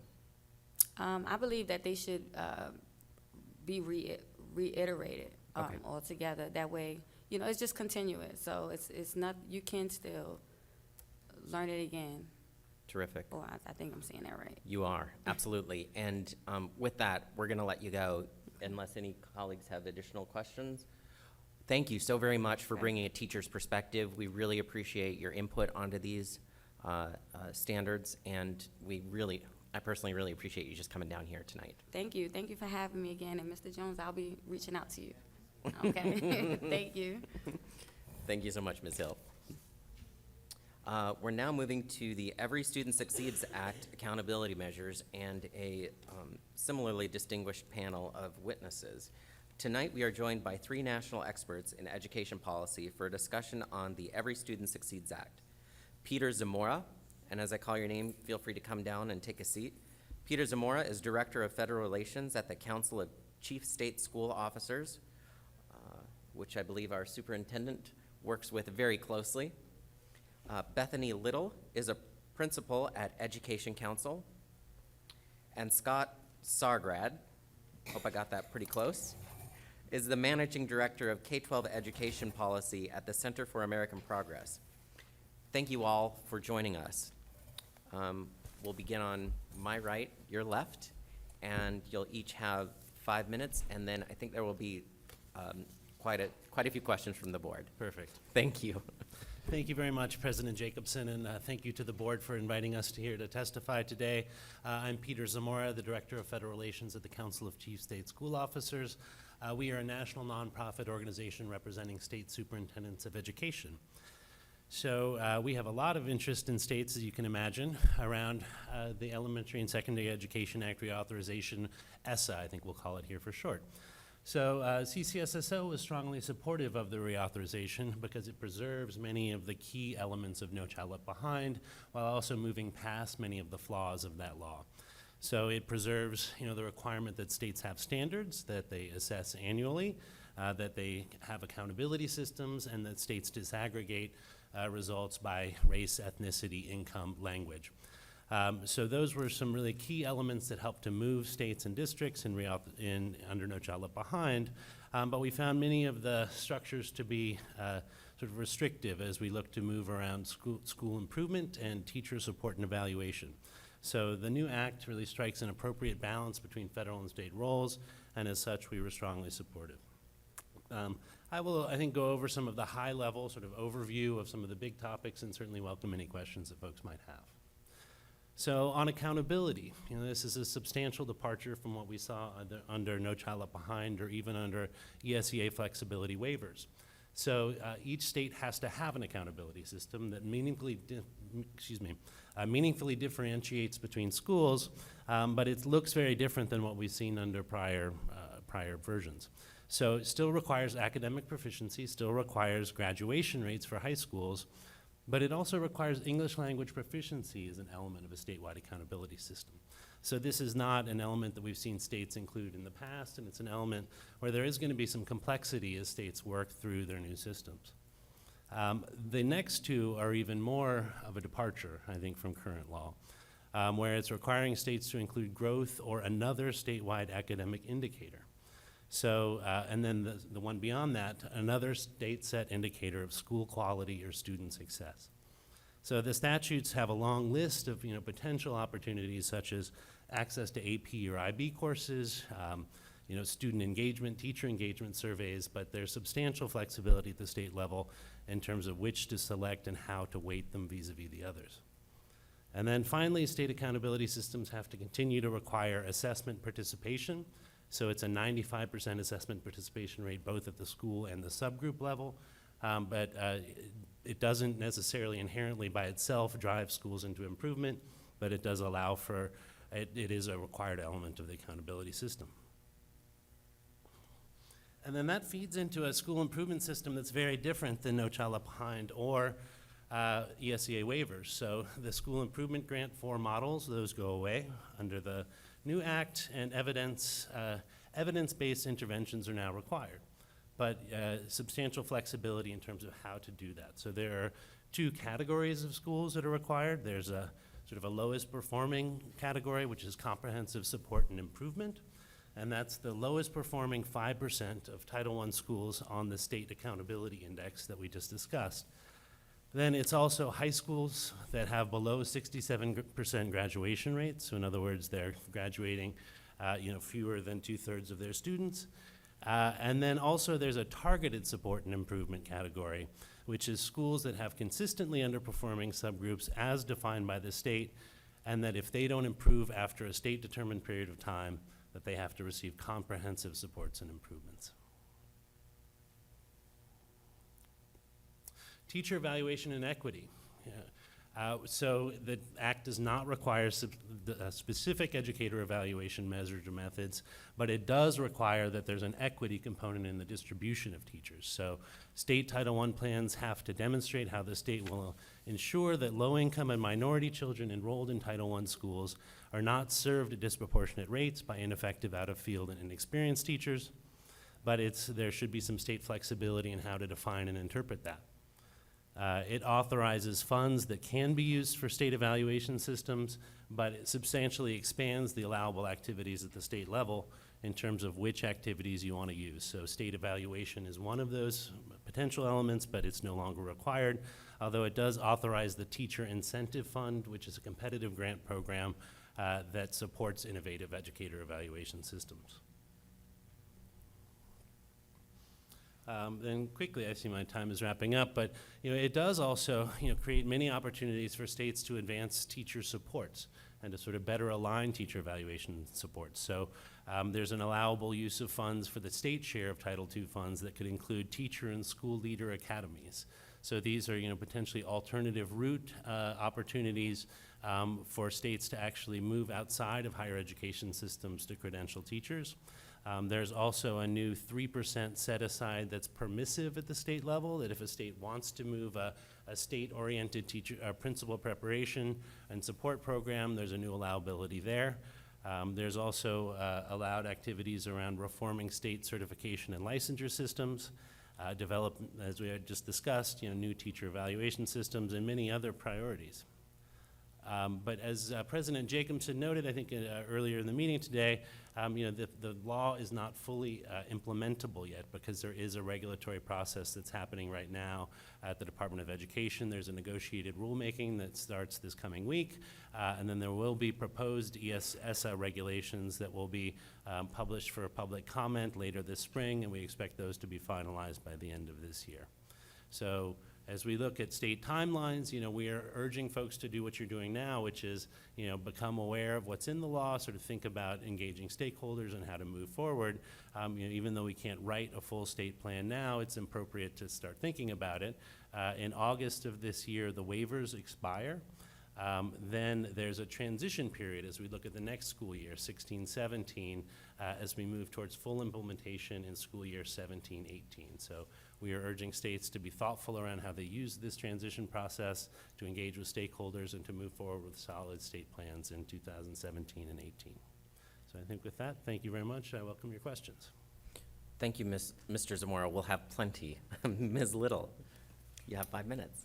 Thank you for the opportunity to be here and speak with you this evening.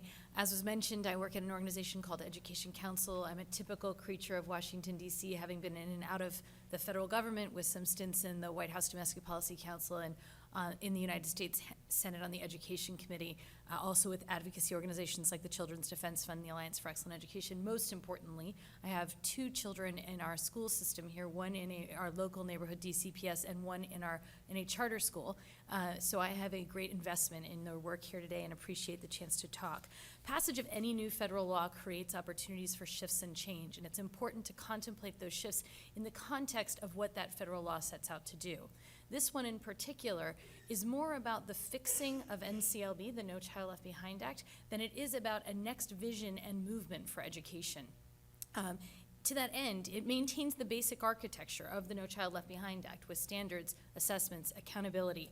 The biggest shift, as you heard from my colleague Peter, is that it moves more authority regarding the design of some of those systems from the federal level back to states and districts.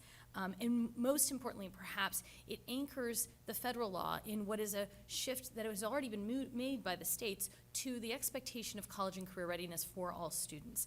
I have to give kudos to this board and to our city for having moved us ahead of the curve towards the adoptions of college and career ready standards. And I would urge that in this moment of discussions and decisions, we keep that as the North Star and align what we're doing to it as an important continuing vision for what we want for all of our students here in DC. Because there is not a particular vision, and except for this devolution piece around ESEA, it's important that as states themselves move towards their implementation, they are clear and coherent about their own theory of action regarding the design and use of standards, assessments, and accountability systems. What do you intend to drive and support with the adoption and design of these systems? In particular, while ESSA creates an important opportunity for every state to revisit its accountability system, including in the areas Peter mentioned, like which measures to include, how to weight them, what goals to set for student achievement, it's ideal to see this as a moment about data-driven continuous improvement, not as a matter of designing from first impression. Approaching this moment of ESSA, what should we do in accountability, is probably not your best entry point. It's critical to think about what have we learned from our existing accountability system, what do the data tell us about whether it's driving what we need it to drive, and what might we shift as a result of that. While there are a lot of decision points that a state might consider in revisiting the accountability system, the values that underlie the design of an accountability system are probably most important to keep top of mind in this moment. So I'm going to spend a moment talking about what some of those values are that really matter in the design of accountability systems.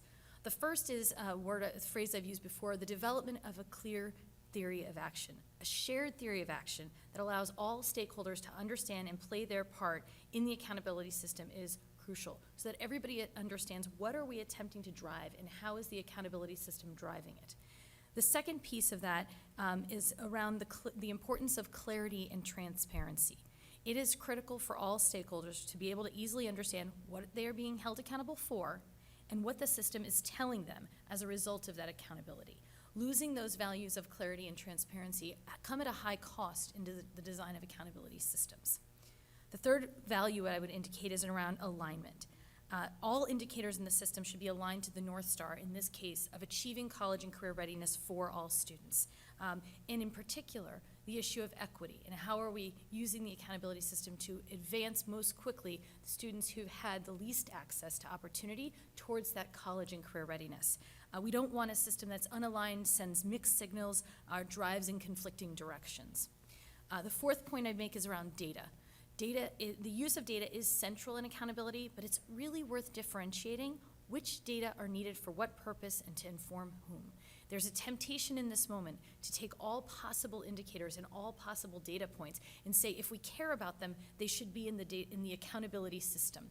But it's really important not to rush to those conclusions and to think, really, what do we need that data to tell us? Is it important for the decision about differentiation among schools, understanding what the performance of schools is? Or is it more important to tell us about the needs analysis and the interventions for those schools? Or is it more important to tell us something about how to inform parents and the community about those schools? Those are all different uses of data that exist within the large contemplation of an accountability system, but folks often rush to what tells us low performance. I see I'm out of time. I'm going to say one last thing, which is that stability is also an important value in an accountability system. Accountability systems are actually slow to take hold and to begin to drive change. They're somewhat blunt instruments in what we have to undertake in this work. And so it is important that while change should be made when necessary, it should be as part of a deliberate response to data-driven continuous improvement, not made lightly or frequently. And my last point I would say is just a reminder, this law is fundamentally about advancing equity, and in this moment it is critical that as you contemplate the implementation of the law, you keep that equity piece first and foremost in your minds. Thank you for the opportunity. I look forward to answering questions. Thank you, Ms. Little. Mr. Sargard, 5 minutes. Thank you. Thank you, President Jacobson, Vice President Williams, and members of the State Board for the opportunity to testify today.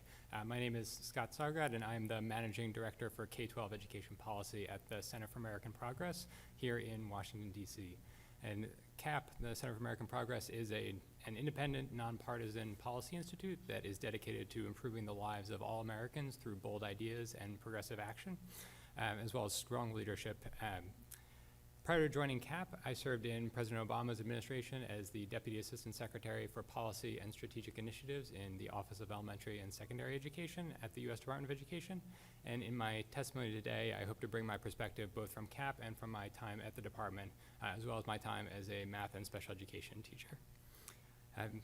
As you know, on December 10th, 2015, the President signed into law the Every Student Succeeds Act, or ESSA, which reauthorized the Elementary and Secondary Education Act of 1965 and replaced No Child Left Behind as the key federal education law governing K through 12 education in this country. And CAP strongly supported the passage of ESSA as a major step forward from No Child Left Behind. And while it's certainly not perfect, we believe that ESSA strikes the right balance between accountability and flexibility, and it holds states, districts, and schools accountable for raising student performance and closing achievement gaps while giving them the flexibility to design systems that meet their specific and local needs. By eliminating No Child Left Behind's one-size-fits-all approach that looked at one test on one day, ESSA now allows for multiple measures to be used to determine how well schools are serving, school districts, and states are serving students. And with the law's additional flexibility also comes additional responsibility for states and for districts to ensure that all students are given a chance to succeed. ESSA builds on the work many states, including the District of Columbia, have already done under the Obama administration's waivers, which should serve as a building block for their new accountability systems under this new law. The law also includes some key provisions and federal guardrails to help ensure that states and districts meet their responsibilities to improve outcomes for all students. Like its predecessor, NCLB, ESSA requires students to be tested annually and for the results to be disaggregated by subgroup and reported publicly. It continues the emphasis from both the waivers and the School Improvement Grants Program on turning around the lowest performing schools and high schools with the lowest graduation rates, and it requires action in schools where individual groups of students aren't making progress. It ensures that real resources, more than $1 billion, remain dedicated to improving these schools. Moreover, it places responsibility for improvement not just on schools, but also on districts. And when districts continue to struggle, it gives states the ability to step in and require action. Finally, ESSA supports greater resource equity among schools by requiring the reporting of actual school-level expenditures, including personnel and salary data and non-personnel expenditures, providing an important window into the resources that high-poverty and low-poverty schools alike are receiving. Now that states will be able to look at additional measures beyond of school performance and success beyond just test scores and graduation rates, they'll be able to consider critical factors like student and teacher engagement, success and participation in advanced coursework, and school climate and safety. Instead of labeling schools as failing if they miss a single target under NCLB, states can now take a more holistic approach to determining whether schools are succeeding or struggling. And by holding schools accountable for these types of measures and ensuring that they actually address inequities in these areas, states can help close persistent achievement gaps. While the new law is an exciting step forward for our country, it is also important for states to be thoughtful and deliberate about the changes they consider making to their systems. While ESSA was signed into law in December, many of the new provisions regarding accountability will not go fully into effect until the 2017-2018 school year. And as we've talked about, the department is currently in the middle of the regulatory process, which will set additional parameters, definitions, and provide guidance regarding the law's provisions. And again, since state plans will not be due to the department until likely spring 2017, states have an excellent opportunity to seek input from their stakeholders, develop a theory of action, and identify clear goals for improvement of their schools. Over the past 2 decades, DC has been a leader in education reform and innovation and has made remarkable progress in improving outcomes for students. Since 2000, the percentage of students performing at grade level on the National Assessment of Educational Progress has tripled. However, the city still has a long way to go before all of its students are graduating from high school prepared for college and a career. In 2015, also on the National Assessment of Educational Progress, less than 1/3 of all students in DC were actually at grade level. The achievement gap between white and black students in the city was by far the largest in the country. In 4th grade, 81% of white students were reading on grade level, compared to 18% of black students.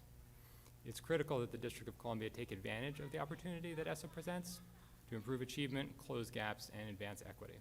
At the same time, it's clear that the city's reform efforts have turned the ship in the right direction, and dramatic changes could disrupt that progress.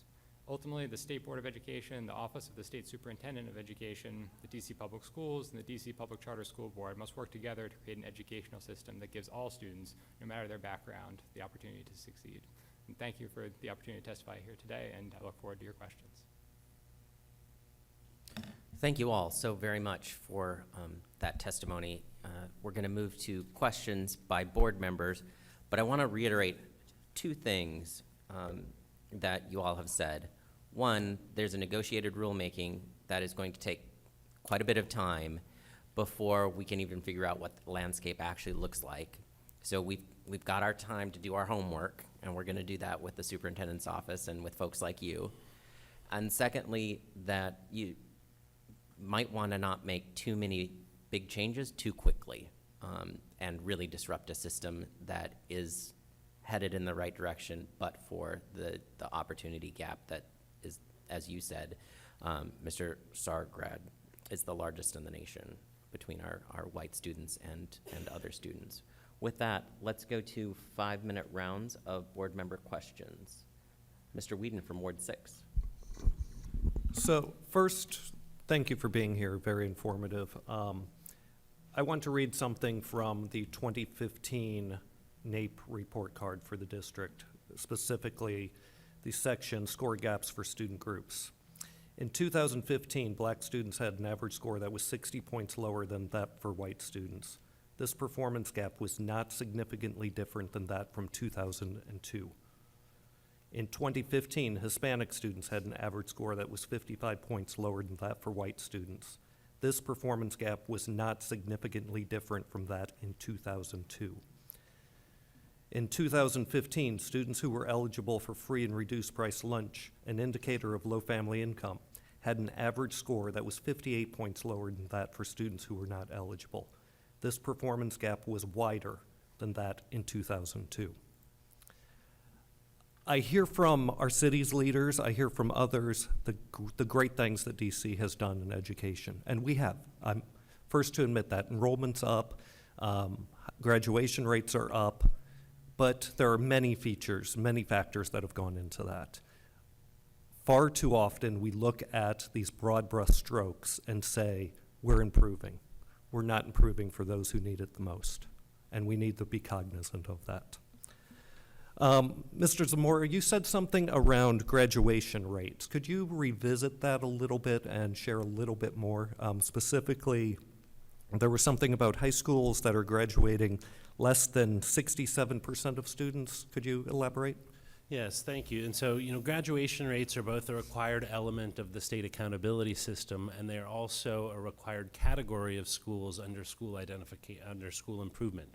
So, in other words, all of the high schools, I think the reference point was below 67%, they have to be in a comprehensive support and improvement category. And so there's a requirement that stakeholders come together, develop an evidence-based plan, and then look to improve that lowest performing school. But, again, no more sort of very narrow models established at the federal level, more flexibility at the state and local level to determine interventions that are going to work in those schools. Okay. So just, again, I'm going to point out some issues of accountability here. If we look at the PARCC scores from last year in the district, there are 8 high schools in the district that did not have any student score at level 3 or 4 in math on the PARCC, college and career ready. There were another 4 schools with less than 3% of students that scored at level 3 or 4 in PARCC. Yet at these high schools, graduation rates reached up to 78%, or no, 84%, I missed one. Clearly, we need to make sure that we're graduating students who are ready to succeed in college and the workforce. Graduation rates can be manipulated. Again, I think we've gone a long way from where they were in this city, but we need to hold everybody accountable. I'll yield the rest of my time. Thank you, Mr. Weedon. We're going to go to Ms. Lord, our at-large member, and then Ms. Wattenberg. Thank you. Just a quick point of picking up on the graduation rates. We have a number of immigrant students and others who, with 5 years in high school, will do great, but we are sort of bound by the U.S. Department of Education's rules to count the 4-year rate. Is there anything in the guidance or anything you've heard so far that would allow states to essentially step out of that straitjacket and do what's right for kids? I believe that there is an opportunity to propose an extended year graduation rate. Would certainly invite you all to weigh in as well. Yeah, so the law provides the flexibility for states to use they have to use the 4-year rate. There's a requirement to consider the 4-year graduation rate, but they may also use a 5-year rate, a 6-year rate, and there are even states that have used under the ESE flexibility waivers a 7-year graduation rate to account for students who really do need significantly more time to graduate from high school. So the city certainly can look at what the needs are of its students and its schools in considering those extended year rates. The law does require that the states set targets for those graduation rates and that there are more aggressive targets for those extended year rates, because naturally if you're allowing students more time to graduate, you should have more students who graduate. So the rates do need to be have higher targets even though they are extended year. Thank you. And I also want to say this is an amazing conversation. I spent the last year as president of the National Association of State Boards of Education working with state board leaders and the chiefs and basically everybody at the table to get some milestones, and they're in the bill. So this is really exciting. Help me understand what lessons we might learn from No Child Left Behind, innovations from other states. I keep coming to the yawning gap in achievement between schools, between populations of students, where certain schools are knocking it out of the park, other schools have struggled to get past 20% proficiency rates. And I'm wondering if we are getting the results we're seeing because of what we're measuring, and are there states where expanding what they're measuring, or maybe not evaluating teachers, maybe teacher evaluations are in fact unknowingly leading to unintended consequences that don't promote excellence. So just share any lessons learned along the road to No Child Left Behind that you've gleaned. No, thank you very much. And I think certainly as we looked at the assessment, the public reporting, the accountability systems that disaggregate student results, they've shown a spotlight upon the achievement gap in the country, and I think that's certainly been a healthy movement. I think we have also learned from No Child Left Behind that sort of one-size-fits-all structures, whether it's on school improvement, whether it's on sort of potentially accountability, have not proven to yield the kind of results, at least in recent years, that we would like to see. But it has, I think, engendered a tremendous amount of activity at state and local levels to take on the achievement gap, and now it's really sort of time to harness that energy in the service of kids. Yeah, I would just add to that a couple of thoughts. One is that we've learned that accountability systems don't in and of themselves drive the improvement. They set expectations and goals, which is critical, and they identify where resources and other shifts and changes need to be made. But it is those resource redirections and those shifts and changes at the school level that will drive the improvement, not the accountability system in and of itself. We do, however, know that they drive behavior change. We've seen that what we asked of schools out of No Child Left Behind caused a greater focus on reading and math for good and for ill. There was an over-narrowing of curriculum in many areas. Places where they didn't have the capacity to do better things simply doubled down on what they were doing in the moment. But there have been growth in this reading and math scores, the ability of students to do reading and math in a lot of areas. And so it is important to contemplate that the accountability system won't solve the problem, but it will drive behaviors. And so it's super important to think carefully. What do you want to drive, and how do you make sure you're not overcrowding that lever in the accountability system? Last thing I'd say is you mentioned teacher eval, and interestingly, we are not seeing states rush away from teacher eval in this moment. We're seeing states take measured consideration of they were told under the department's waiver process to do, or race to the top process, to do certain types of eval in certain ways, and many states felt very constricted by that. And so the leading states are revisiting, using data, and taking a look at and adjusting their systems, not simply moving away from them. And actually, DC's been a leader in that regard and is often held up in teacher eval conversations as the state that's done the most to look at its teacher eval system and make continuous improvement to it. And yet, achievement gap in the nation, so. Indeed. And just one Still. quick question. There is specific funding for the arts, I believe, in the new law. Any thought about how to emphasize that in our accountability plan, or science, which is my joy and love? Yeah, I think in terms of science, the law does give the flexibility to look at multiple indicators of student achievement. So not just looking at reading and math scores and graduation rates, but looking at measures, whether they're science assessments or indicators of access to high-level science courses. So there are, I think, a lot of opportunities to examine things like science and other subjects, whether it's history or civics, physical education, or the arts, as part of the accountability system. There's, like you mentioned, funding for some of these things, but there's also the opportunity to put them in the accountability system if that's something that the state and the city believes is going to drive towards college and career readiness for all kids. Thank you. Thank you, Ms. Lord. We'll now go to Ms. Wattenberg, then Ms. Jolly. Thanks for being here, and a special welcome to Bethany, because her child goes to school in my ward. So,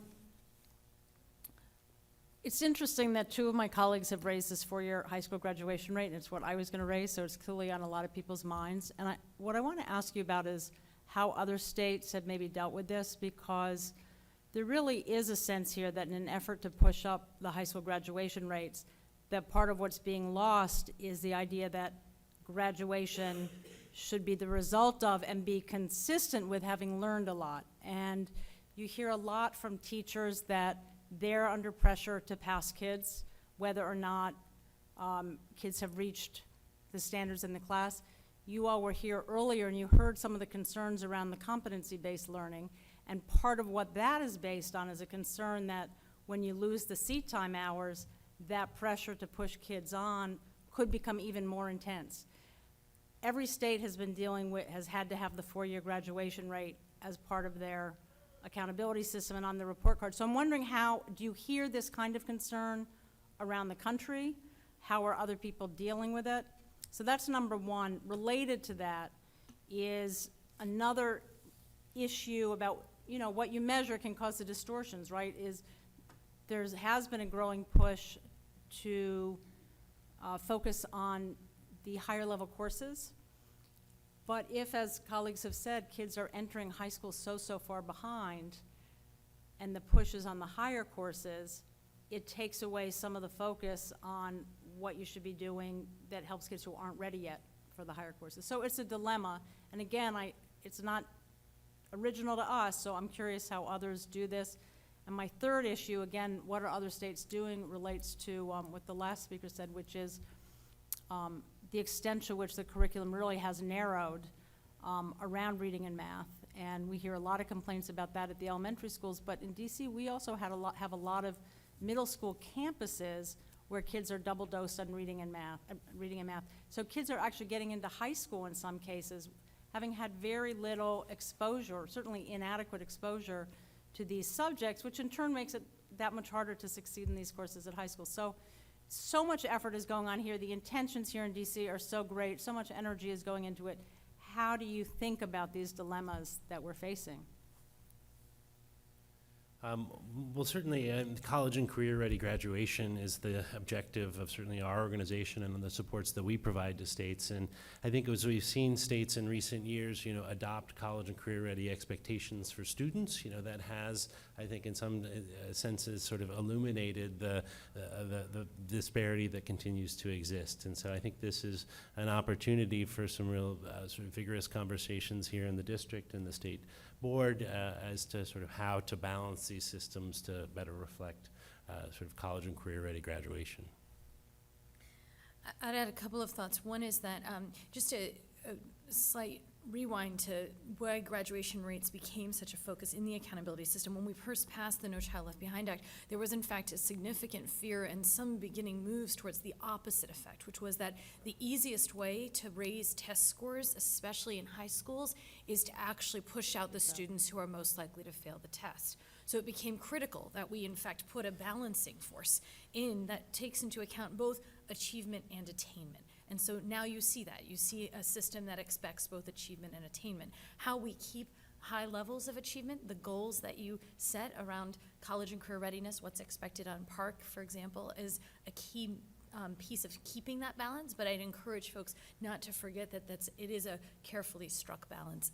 Speaking of balance, you mentioned the narrowing of curriculum challenge as well, and I guess I would say two quick things about that. One is that it does go back in many ways to the side of building capacity. The idea that students need to be able to read, write, articulate, do math in order to succeed in society really hasn't changed. And the idea that that is fundamental to their college and career and other success is core. The fact that people are doubling down on those things isn't because they no longer value the other things, it's because they haven't fully taught those skills. So how do we think about building the capacity in our schools so that there is no need to double dose at 7th and 8th grade, because these students are building from early childhood, which is another lever that's on the table. We can think about what those investments might be. And there is accountability opportunity to think about that too. How do we look at needs analysis and whether or not students are coming in at similar levels? What's the early childhood opportunity offered to them, for example, so that you're not ending up in a situation where with your 7th and 8th graders, you're still fighting so hard to close those gaps that you're resorting to double dosing rather than the deeper, richer curriculum, which we know is actually more likely to engage students and have them raise their reading and math abilities, yet people don't know how to do that, so they resort to the double dose.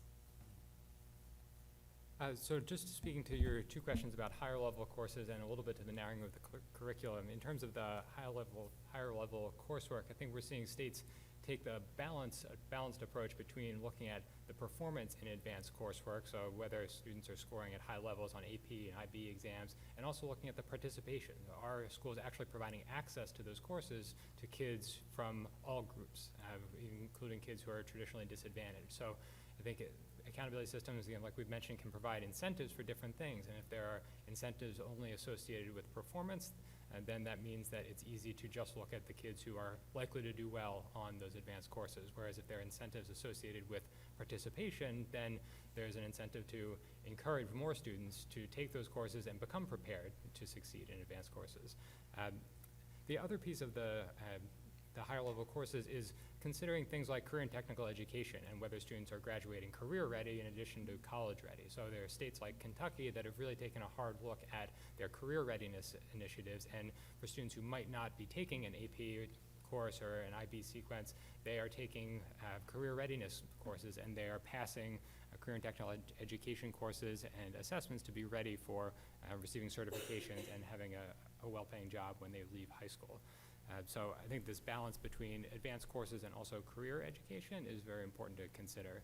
Just on the point of narrowing of the curriculum, the thing I would add is that a lot of the narrowing of the curriculum under NCLB was driven by this focus on a single test on a single day, and that being the sole measure of a school's quality. So if one subgroup of students failing to meet a target on a reading test could put your school into improvement and require the district to pay for private tutoring, then naturally the incentive was to spend as much time as possible to prevent that from happening by getting kids to pass the reading test. But under the new law, there isn't that focus on a single test on a single day, and I think the natural extension of that is there won't be this feeling that they have to spend so much time on one or two subjects just to get a score on a test.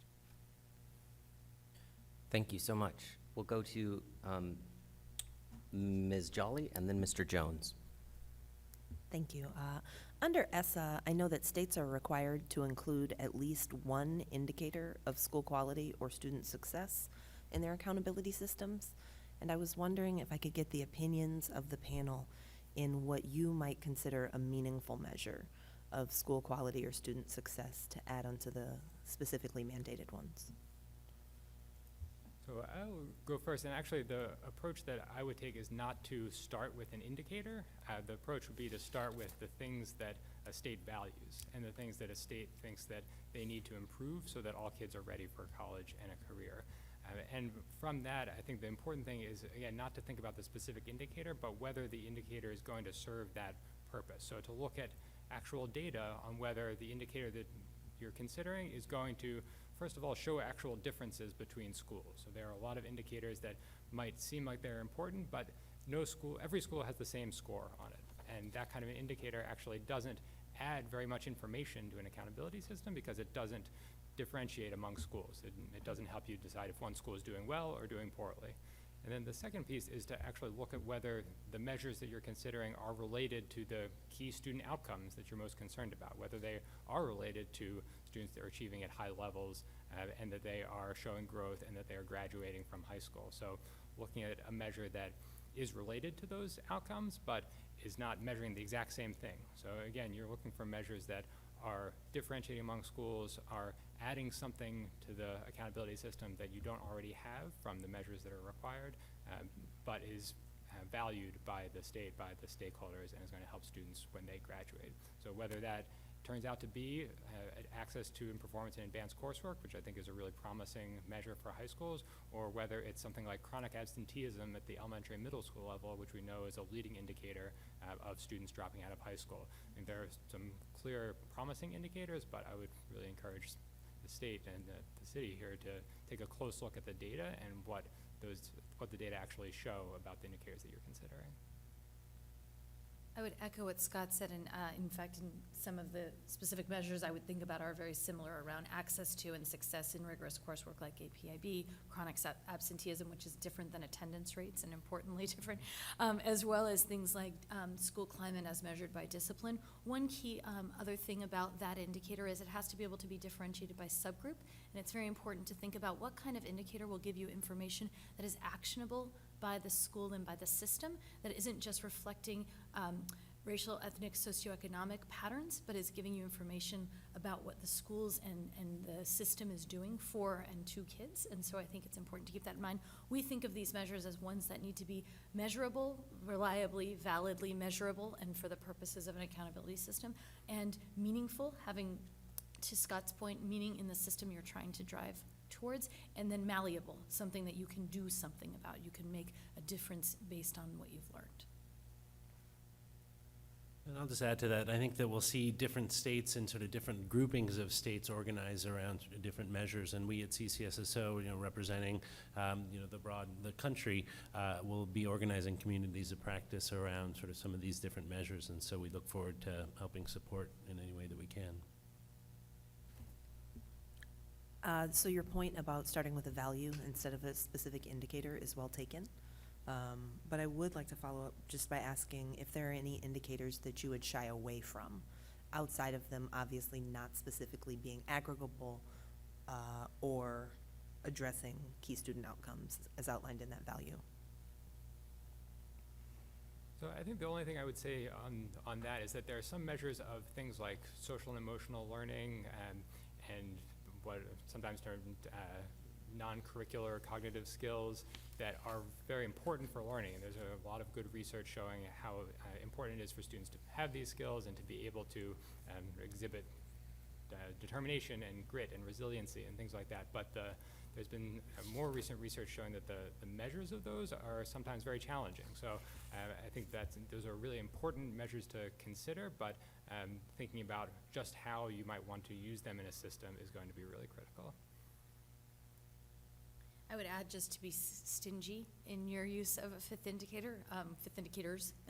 There could be many of them, and I don't think that's necessarily a smart path, because the fewer the sort of weights associated with them, the less they're likely to drive real information, authentic differentiation, and behavior change.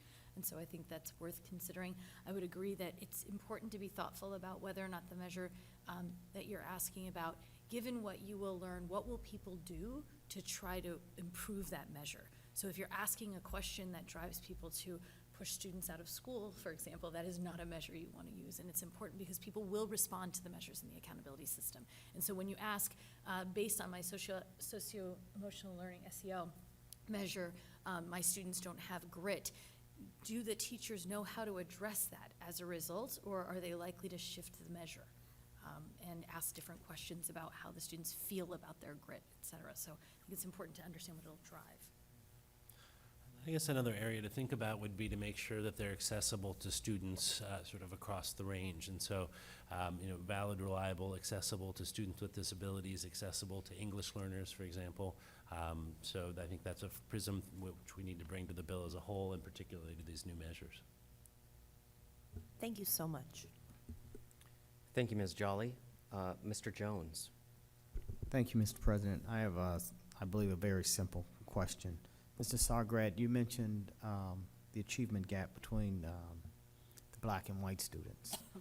And I know previously within the black students and Latino students as well, boys typically were even, the achievement gap was even more vast, even among their group of color. Has that closed, or does that still exist?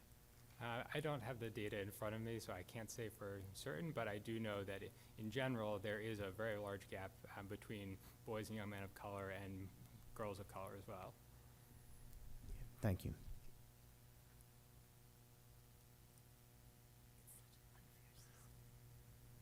Thank you, Mr. Jones. Board members who haven't, Ms. Williams, Mr. Contreras? Would the witnesses be willing to stick around for 20 more minutes so that board members could ask an abbreviated round of questions? I think we're very eager to learn more, and with such a distinguished panel before us, I'd hate to miss this opportunity. Then let's go start at the end. Ms. Wattenberg, then Ms. Lord, and we'll move down if anyone has any. Two questions. One, somebody talked about there's going to be a requirement that the budget is going to be transparent at the school level. So that's very interesting, very new, so I'd like for someone to explain what that means. The other thing that I heard that I wasn't fully aware of was that the interventions for the poorest schools, for the poorest performing schools, have to be evidence-based. Now that in education has meant different things at different times, and my question is, how strong is that? And how, so two questions for any and all. I take the first one. So there is now a requirement that the school and the state report card actually report out resources and the source of resources, federal, state, and local. And so that is going to be a substantial departure. We'll have to see sort of what kinds of implementation and supports we get from the U.S. Department around that. But yeah, it's school level transparency around. And it's the total amount of resources. This doesn't get into how they're used at all. Is that correct? No, it's sort of around school funding levels, Okay. and then the sources, federal, state, and Okay. local. But I think we have sort of broad statutory language. There may be additional guidelines coming from the department on that. I would say to both of your questions, we'll know more, because there are issues around how you use supplement, not supplant, implement supplement, not supplant under Title I that will require more understanding of per pupil allocations. There's also an equitable distribution of resources that will require more transparent per pupil understanding of how much is ending up where and from what sources. So we'll know more later. To your particular question, what was your second question? On the evidence-based interventions. Right, thank you. I knew it was one I cared, I knew something about, so I wanted to answer.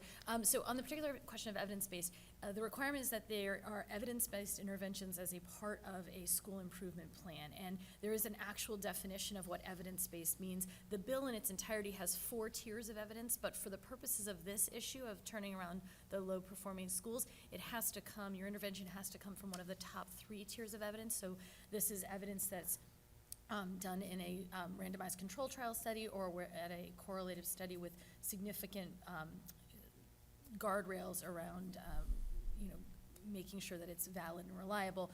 So it's a fairly high level of evidence for the purposes of a school turnaround. We're still learning how the department's going to implement all of that, but it will push us to ask questions about where is the best evidence of what's most likely to improve these schools. And so it is pushing up the evidence base that's now required. Is that correct understanding? And the only thing I would add on the school level budgeting is that it does require 2 categories of expenditures to be reported, both personnel expenditures specifically, and that is actual personnel expenditures, so not district average salaries, but actual school level salary information, and then non-personnel expenditures, so spending on things like curriculum, instructional materials, other sorts of resources. So those 2 categories of spending do need to be disaggregated in the reporting. And then do I have time for one more? Briefly. So you started by talking about how the accountability system can't solve the problems. So having said that, and that building capacity is ultimately what has to be done here. So given those realities, if you think about our very serious issue of the low reading levels, is there anything in the law or the way we think about this that we can be using to help address that problem? I would just say, as a general matter, I mean, there are many fewer specifics and sort of fewer dedicated programs. I mean, there is a literacy program which we can talk about, but I think what there is the sort of flexibility and the authority to design, programs at the state and local levels that are consistent with the federal rules. And so I think, much less specificity, more flexibility, and an opportunity to work here to figure out the solution with federal funds. And I'm wondering if there's anything, some of us have talked about the whole idea of reading by 3, the campaign for grade level reading, sort of what you can do to really try to force that attention to those levels. I mean, we already report test scores at 3rd grade, so it's not, I don't know what more is in here that we can do. It gets to how do we do it. Maybe we can work with the, do more with the evidence-based interventions, I would think. And maybe is there something that we can do that sort of uses those but in earlier grades, I guess? Would that be? So 2 quick thoughts. One is I do think that the evidence-based interventions in reading are some of the strongest areas. So I think the fact that people will be asking what is the evidence base that this reading intervention is likely to work is helpful and important. The other thing is I would push towards the early childhood conversation. It can be an accountability conversation in terms of how do we understand what the levels of opportunity and access that our students are getting coming into school look like. It can also be a needs analysis conversation. Once we've identified low performance, are we asking about what sort of opportunities students are getting coming in for early childhood? And then there's also lots of opportunity in this bill for coordination and collaboration, bringing in all of the different early childhood programs in an area, whether they're directly related to the district or not, and sharing things like professional development funds, understanding of standards and goals and alignment. So I think that would be another place I would look on the reading front in particular. And I would just add that the early learning piece is hugely important, and the bill, for the first time, actually authorizes an early learning program within the Elementary and Secondary Education Act, which is a huge step forward and has a great emphasis on high-quality early learning in particular, so access to early learning and also the quality of the programs for students. And that is one of the best interventions that you can provide, is to start early for students to make sure that they're on track by the time they actually get to kindergarten, not just to 3rd grade. There's also a reading grant program that's new in the bill, so that's worth looking into as well. Thanks a lot. Thank you, Ms. Lord. 5 minutes. Ms. Little, I'd like to follow up on something you said about setting measures, that measurable, reliable, meaningful, and actionable on the part of schools. Currently, not just here, but everywhere, test scores pretty much track socioeconomic status, gender, English language learners, special ed. What kind of measures should we think about avoiding? Attendance, you know, that's something that schools really don't have much control over. The kid is either being brought to school by a parent or isn't. So that's one part of it. And then the second bigger thing is, how will the new law have an effect on our most needy and challenged populations, particularly special education students? So in terms of what to avoid, I don't know that there's, for example, attendance is actually not a particularly meaningful measure, but chronic absenteeism actually is, and actually the district is doing impressive work in thinking about how you tackle issues like chronic absenteeism. And so while it's true that somebody has to bring a child to school at a certain age, going after those things we know makes a great deal of difference. It's an early warning indicator to the likelihood of dropping out and failing in school or failing to succeed in college. And so there are measures like that that do matter. So I think it is worth thinking about what are the things you value, how do they align to the college and career readiness of the students, are they measurable reliably, validly, in ways that are going to drive towards the sorts of improvements that you seek in the system. And what about specifically special education students? Because that is a population that I think just about every district in the nation has been struggling to educate fully and fairly. I'll say a quick word. My colleagues and friends probably know more. I would say that so much about this law is a devolution and a shift, that what will happen for students in any one subgroup, I think, remains largely to the states that implement it. And there are not significant new moves in the area of what must be done for students with disabilities. A bunch of them have been made, but not in this law per se. They've been made through various administrative actions and things like that, where they're asking for more of a focus on results and outcomes for students with disabilities, which is very important. And you might choose to say, well, how do we align those systems? If we're being asked by one side of the Department of Education what our results and outcomes are for students with disabilities, and we're being asked what our accountability system is, how do we want to bring those things together? So there are opportunities to drive good, important conversations about those services for the students who need it most, but I don't see significant new opportunity in this bill in the way it's drafted, so much as in its implementation to drive these improvements. But we may see other things. Yeah, I think the two things that I see as opportunities are, I think there is an emphasis in the bill on inclusion of students with disabilities, and on making sure that they are part of the general education curriculum, that they are in classes with their non-disabled peers, and that we know there is very strong evidence that that is what leads to higher outcomes for kids with disabilities. And so whether it's in the assessment requirements that make sure that there's only a very small percentage of students with disabilities who are actually excluded from general assessments for an alternate assessment, but 99% of students do need to take that general assessment, and they should be included with students without disabilities. I think that emphasis on inclusion, whether it's in assessments or in curriculum and instruction, is there in the bill. And it's not an additional requirement in a sense, but it is an emphasis. And then the second piece is, again, in the assessment area, but I think this applies to other areas too, is the idea of universal design for learning, and that whether it's, again, assessments or curriculum or instructional materials should be designed from the beginning with the needs of all students in mind. And that applies to students with disabilities, but also to English language learners and students from all sorts of backgrounds. And it's a very important concept that applies to not just again, assessments and materials, but also the way that instruction happens in the classroom, to think about the way that a teacher can ensure that all students are included from the beginning without making modifications on the back end. Thank you. It does sort of make us pause, because I think the danger is that we inadvertently narrow the curriculum. We inadvertently maintain an over-testing regime, or at least the image of that. So this has really helped tease out some of the things for future work. Thank you. Thank you, Ms. Lord. Ms. Williams, our Vice President. Thank you for coming in. And this has been a very informative and interesting conversation. I'm sure this is just the beginning of the tip of the iceberg, per se. So the questions are coming, and I hear the questions my colleagues are asking, but I hear you also saying that we have to figure it out in your answers. So that's why I find it difficult to ask a question, because you're not able to really answer the questions. It's for us to figure out, but I appreciate your being here. I just have one quick question. Since we have to have evidence-based school improvement, we have to develop the plans and the mechanism in which to do that. We have to then collect the data to see if our improvements are working.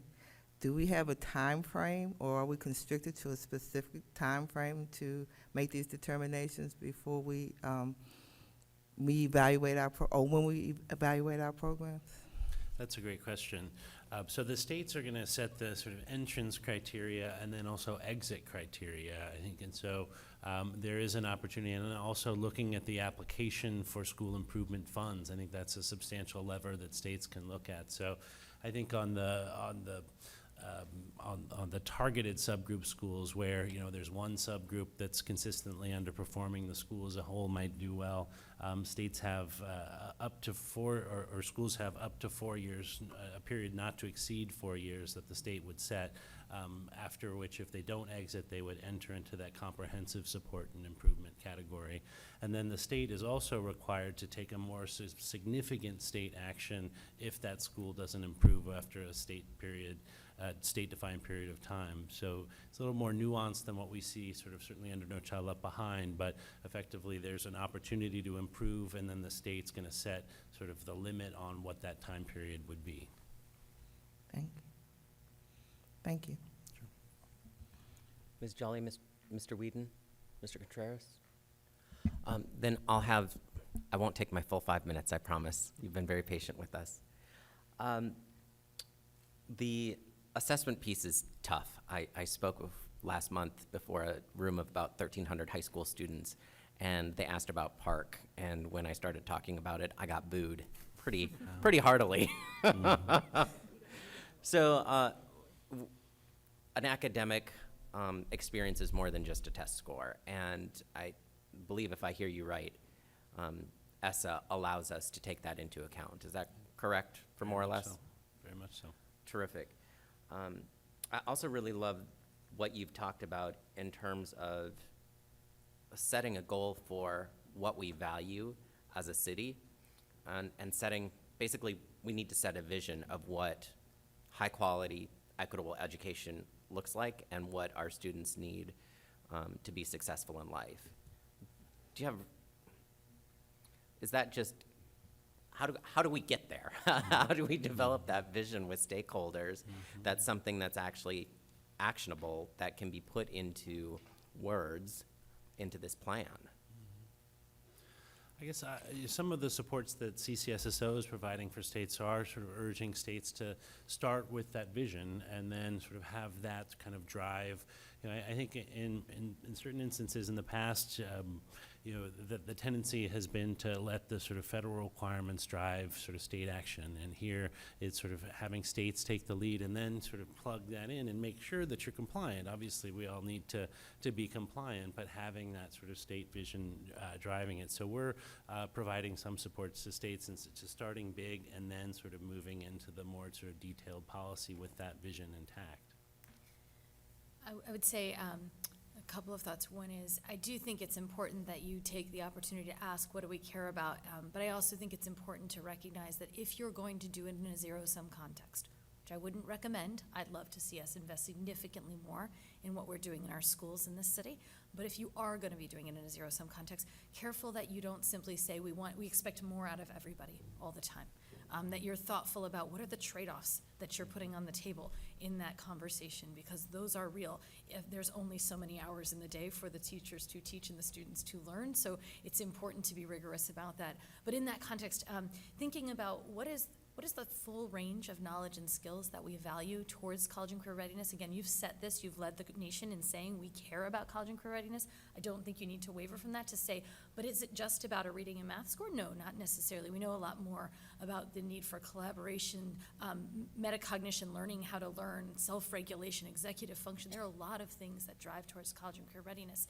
So understanding what the full range of breadth and depth, what's the knowledge expectation we have for our students, and really do we think it's a 3 on Park or a 4 on Park or a 5 on Park? Those are good conversations, and this law does invite stakeholder engagement and the opportunity to have those and to get, I don't know that it's about shifting the vision so much as it is about sharing it and creating buy-in so that there's more of a shared understanding of what we're driving towards as a city. I love that explanation, getting buy-in from all the stakeholders, incredibly important. I apologize, Mr. Sargrad, if I cut you off.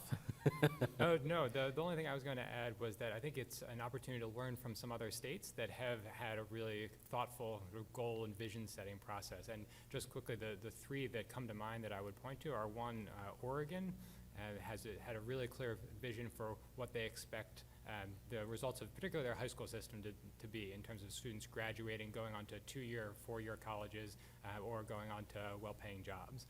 And then the other 2 are Kentucky, which has a very clear vision for college and career readiness and what that means for their state and how to improve the learning outcomes for students on that whole continuum. And then the last one is Tennessee, which has done a fantastic job in really engaging with districts on what the needs are there and what the vision is for all students graduating college and career ready.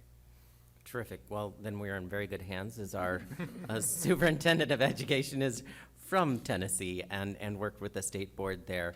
I really would like to talk about overregulation, moving too fast, putting too many indicators in.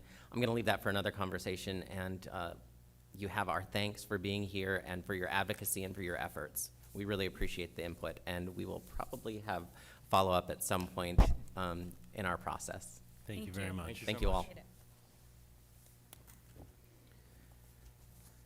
And now we're going to move to the last item on our agenda, follow-up to the SBOE Truancy report. And Aurora, you can come sit down.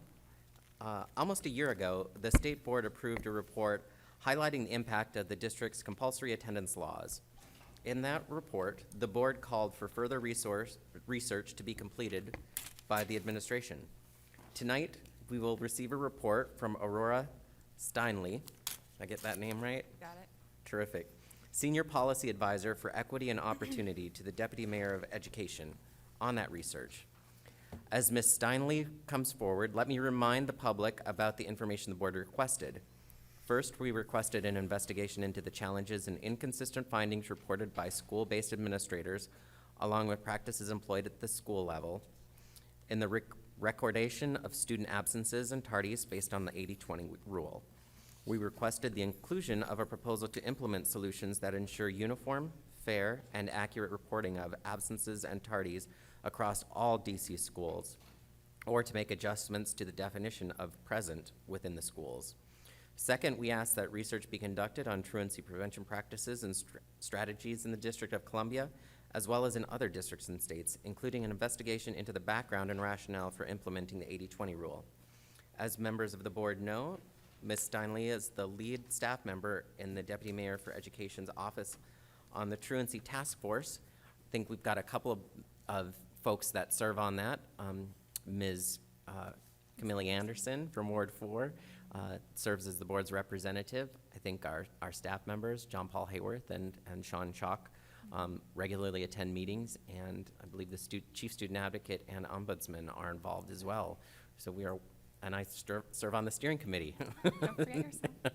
So we're heavily involved in this, and we're committed to seeing this through, and we appreciate you coming down tonight. Please take 5 minutes, and then we will have questions. Great. So again, Aurora Steinle, Senior Advisor for Equity and Opportunity with the Deputy Mayor for Education's office. And with that introduction, actually, I'm going to change what I was going to say a little bit and just start by thanking you all for your engagement.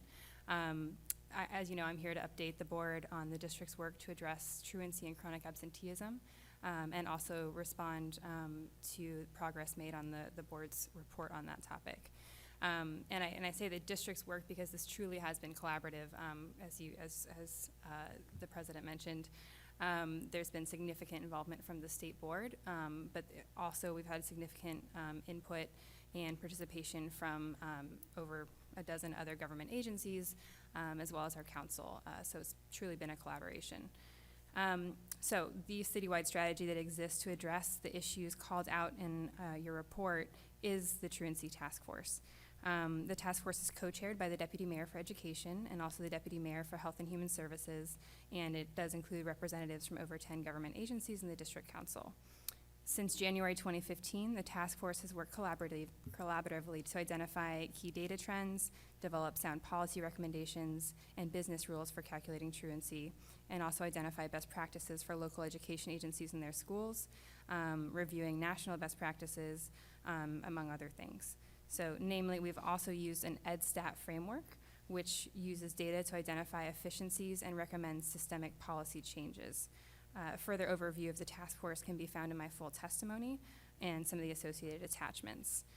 I would also point you to, for information regarding the reporting completed on 80/20, the September Truancy EdStat has a number of slides that address that, and we can go over those further here as well. And also to the Student Attendance Clarification Committee report, which of course came from council. Additionally, for information regarding some of the research and reporting completed on truancy prevention best practices, you can reference the attachment that was LEA best practices. Again, glad to talk that through here, but kind of did a little bit of an information dump so you all have that to reference. I do want to highlight a few accomplishments of the Truancy Task Force and then turn to questions. So the additional accomplishments I want to highlight include developing and implementing a more rigorous EdStat measure, monitor, and act model, which we borrowed from New York, which is driving our task force towards action. We also identified some key trends in the data, and I'll just zip through those now, but we can dig in if helpful. Those include that truancy and in-seat attendance rates for both sectors, CCPS and our public charter sector, declined from school year 12-13 to 13-14, but neither sector saw significant changes between 13-14 and 14-15. Middle school's truancy declined significantly between 12-13 and 13-14, and also continued to show a decline the following year. Our high schools have the highest rates of truancy. Perhaps slightly more interesting than that is that the truancy rate more than doubles, the rate of chronic truancy we're talking about, more than doubles between 8th and 9th grade. And you can see that in the slides where this red arrow is, just really dramatic.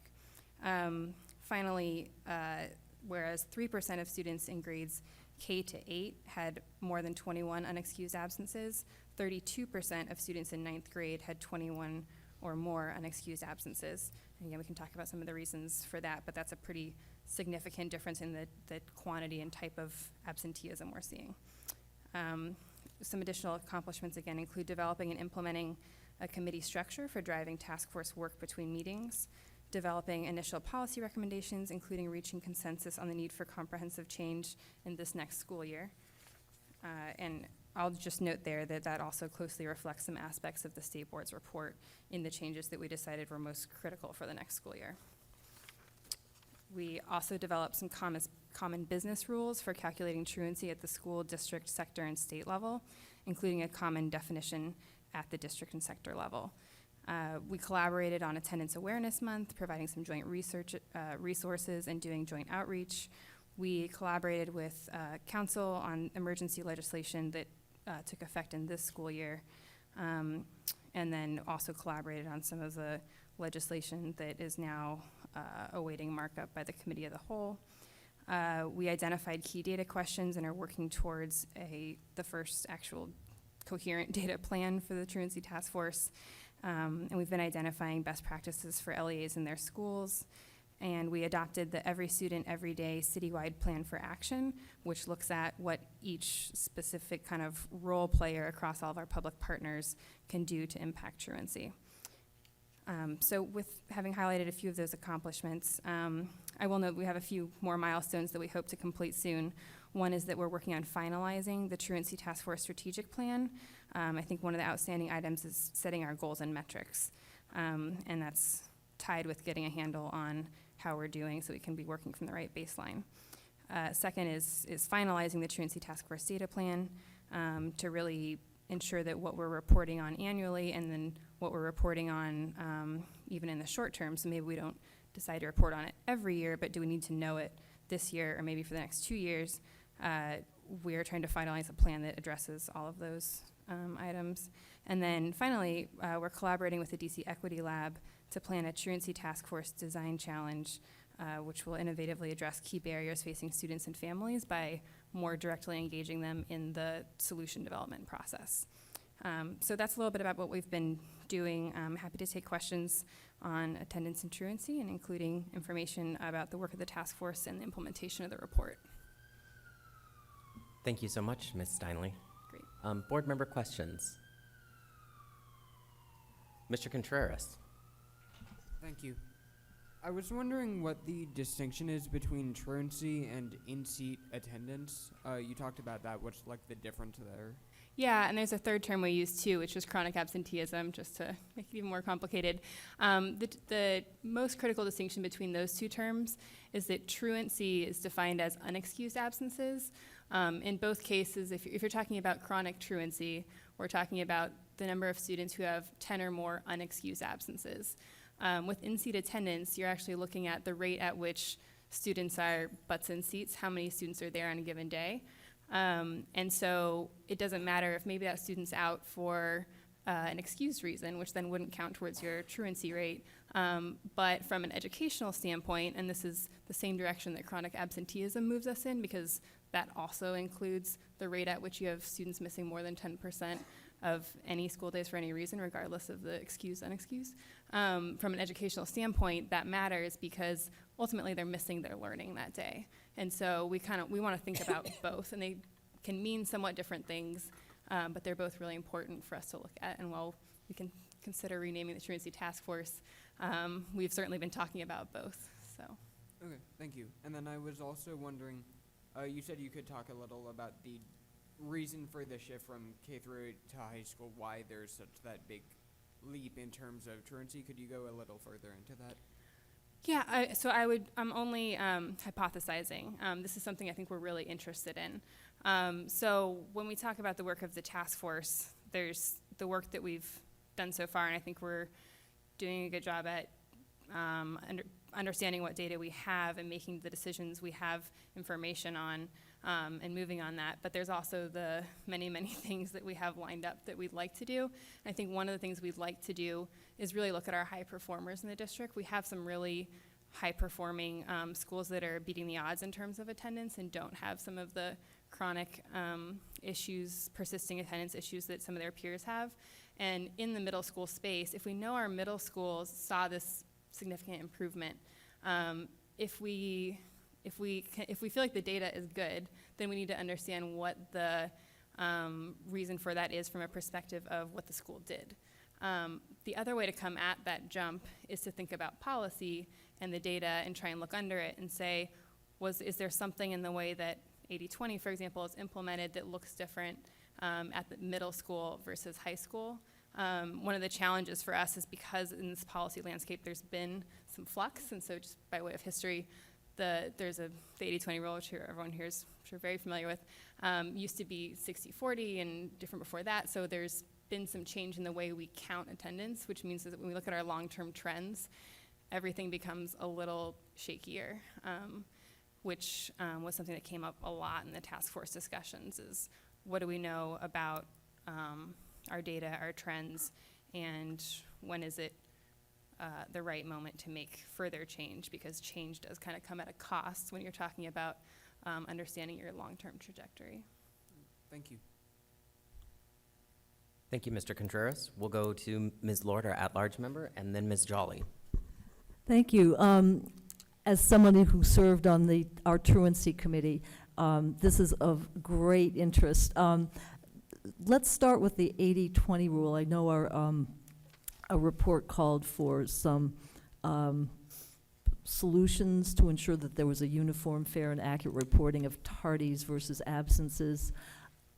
Do you have any information about that, and also about the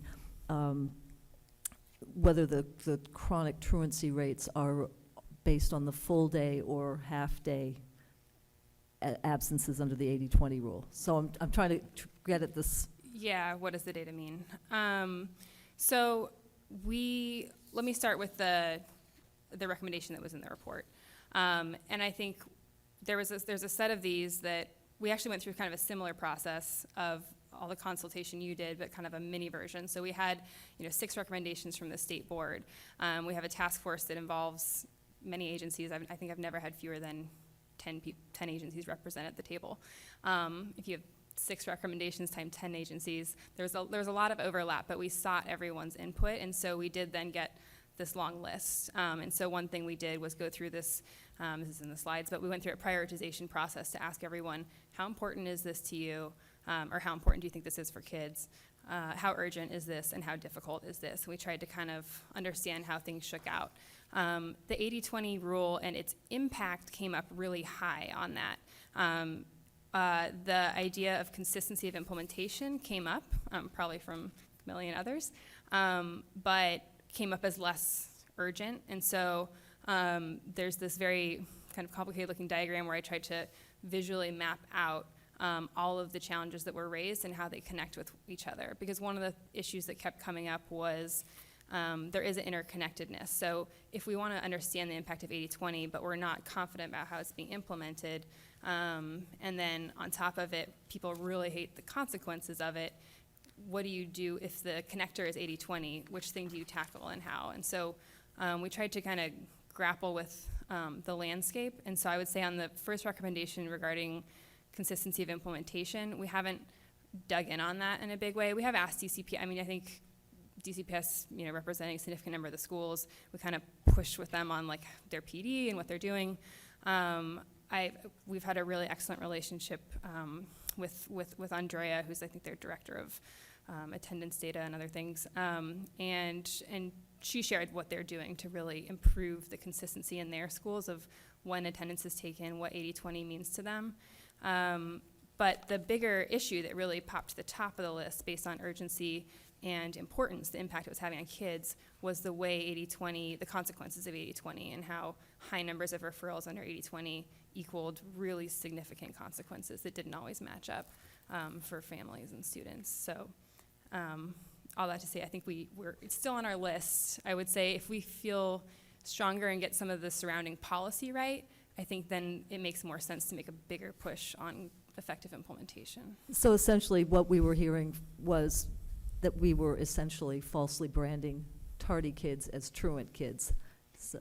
Right, and so that's exactly the rub. And we heard that, in your report, but also that was one of the consistent reflections across the task force was, from court social services, and they're getting referrals for kids that, skipped a period of a high school class, and maybe they consistently skip their math class. Is that an educational issue? Absolutely. Does it warrant being referred to court?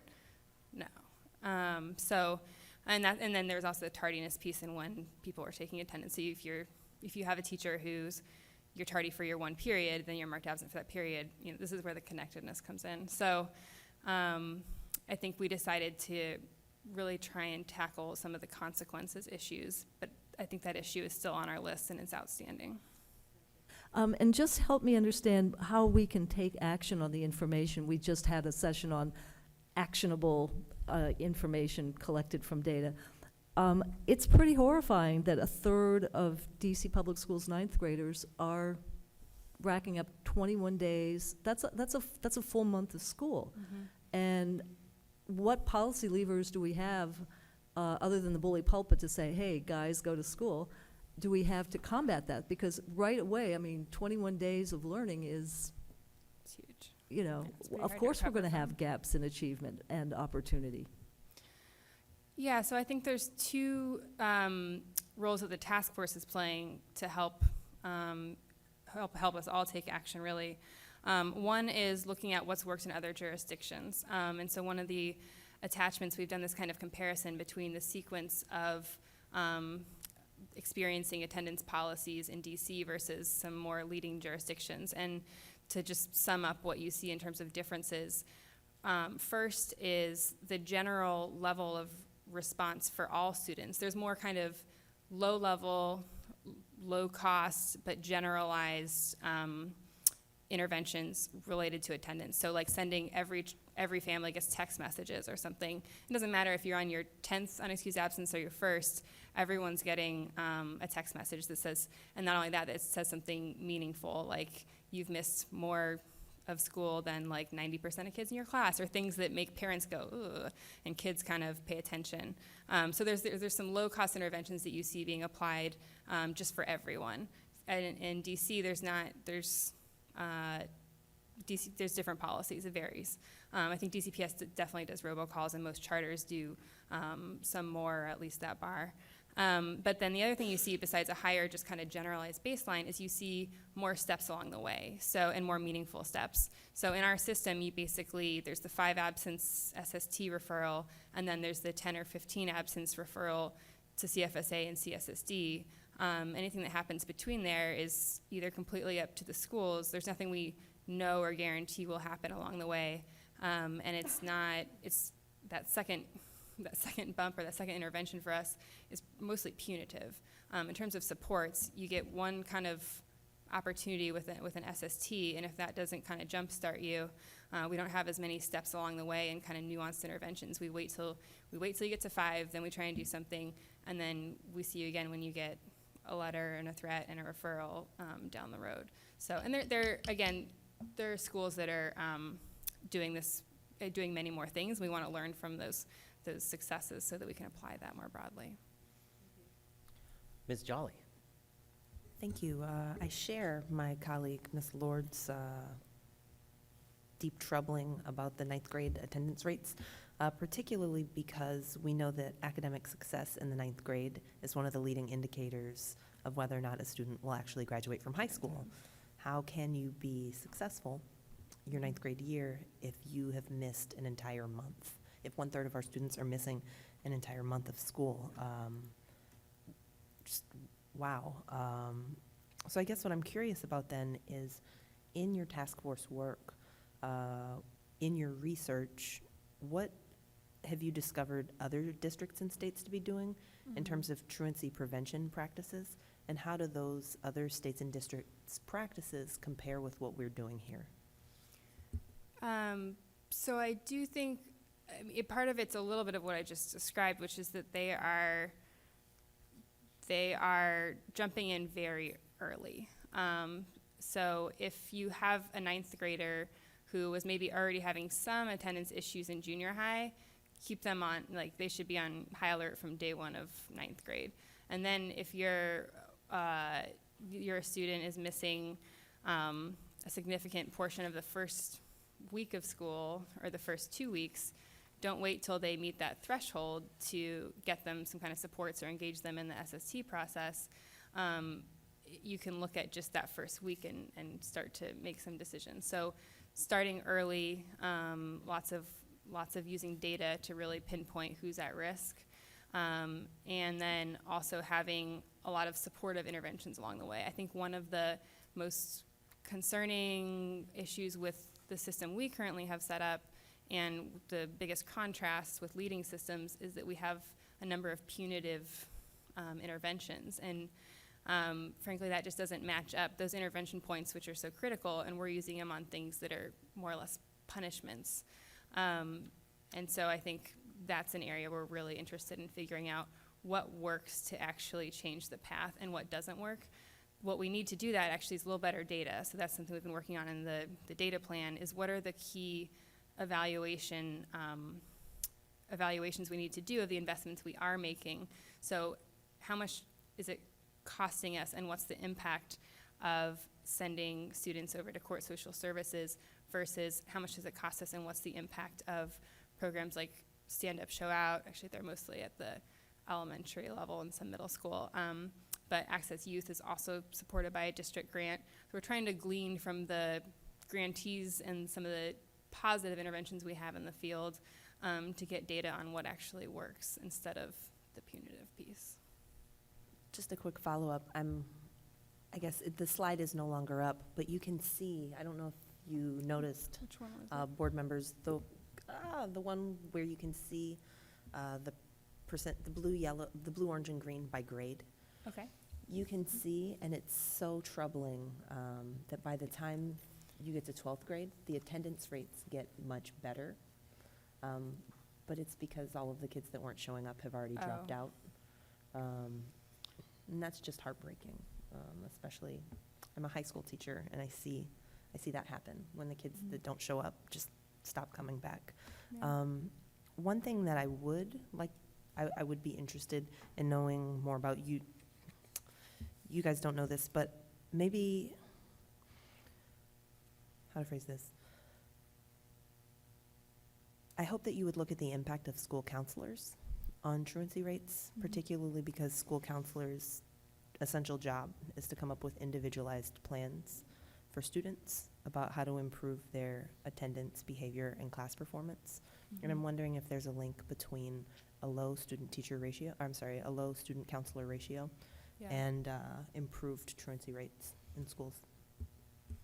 I'll definitely take that back. It's kind of already on our list of things to explore, but I think that's really smart and is reflective of kind of what we've heard too. As one of the challenges that came up was we have attendance counselors that are wearing a lot of different hats, and some aren't necessarily qualified to do the job of trying to develop a plan with someone to stay in school. That's actually really hard work. So I agree. Thank you, Aurora. I don't think any other board members have questions, so I'll just take a couple of quick minutes. I want to take us back to big picture from some of the first meetings that I went to. There's absenteeism, truancy, affects students in two ways. One, they're not getting enough learning time, and two, it's a safety issue, and Chairman Mendelson really focuses on the safety part. Can you just give us, how do you balance those, and how's the task force tackling, making sure that we're paying attention to both issues as we work on this? that's absolutely been one of the, I think, most interesting and challenging parts of the task force, and why it's so critical, I think, that we do have a single body that is reflective of people who have expertise in those different areas. Because frankly, you know, being DME, we're going to come at it more from an educational standpoint, but we absolutely get the safety concerns, and we have a mayor who's absolutely thinking about the safety concerns. And so, but we need, you know, the voices of MPD, of the justice side of things to help us understand what smart policy looks like there. And we're hearing from our justice colleagues that it's not that there isn't a role on the justice side, but their current way of interacting and engaging isn't helpful. And when they are not satisfied with their own role that they're being kind of tasked with and they need to execute on, that really sends a lot of alarm bells, because those are, if anyone's going to, you know, want to be concerned on the safety side and understand what it means to have youth who are out of school and what that looks like from a police officer's perspective, it's all of those voices. So for them to be concerned with the current role and helping us to rebalance, I think says a lot. We're trying to find ways so that those things aren't so at odds, and it might mean that we don't have every policy trying to address both. I actually think that's part of why 80/20 has become so problematic, because we tried to take an educational stance, which was to raise the bar high, and yet we tied it to safety and justice consequences. And so right there we blended two things and put them in tension, and I don't know that they had to be in tension like that. If we focus on our school-based policies and, you know, engagement and supports and those types of things, and then separately figure out where the safety concerns come in and don't necessarily tie them so tightly, I think we'll hopefully have more success. But we, as a task force, we've taken on both objectives. And I'm glad you have. I mean, my mom was a teacher and my dad was a cop. I get both sides of that. I wasn't able to miss school ever. You were just talking about school-based policies, and if you could, and just really briefly, what schools are doing this right, and what are some of their tactics? There are schools that, I'm sure in DC, that have really difficult, vulnerable populations. Do you have a quick overview, or do any come to mind? I would love to name drop some schools that are doing really a really great job, but and actually, what you can find is in the quarterly task force, the quarterly report to the Truancy Task Force, we do a breakdown of top schools, and I think one thing that we added to our reporting this quarter is most improved schools, because again, we haven't gotten to the point of being able to dig in.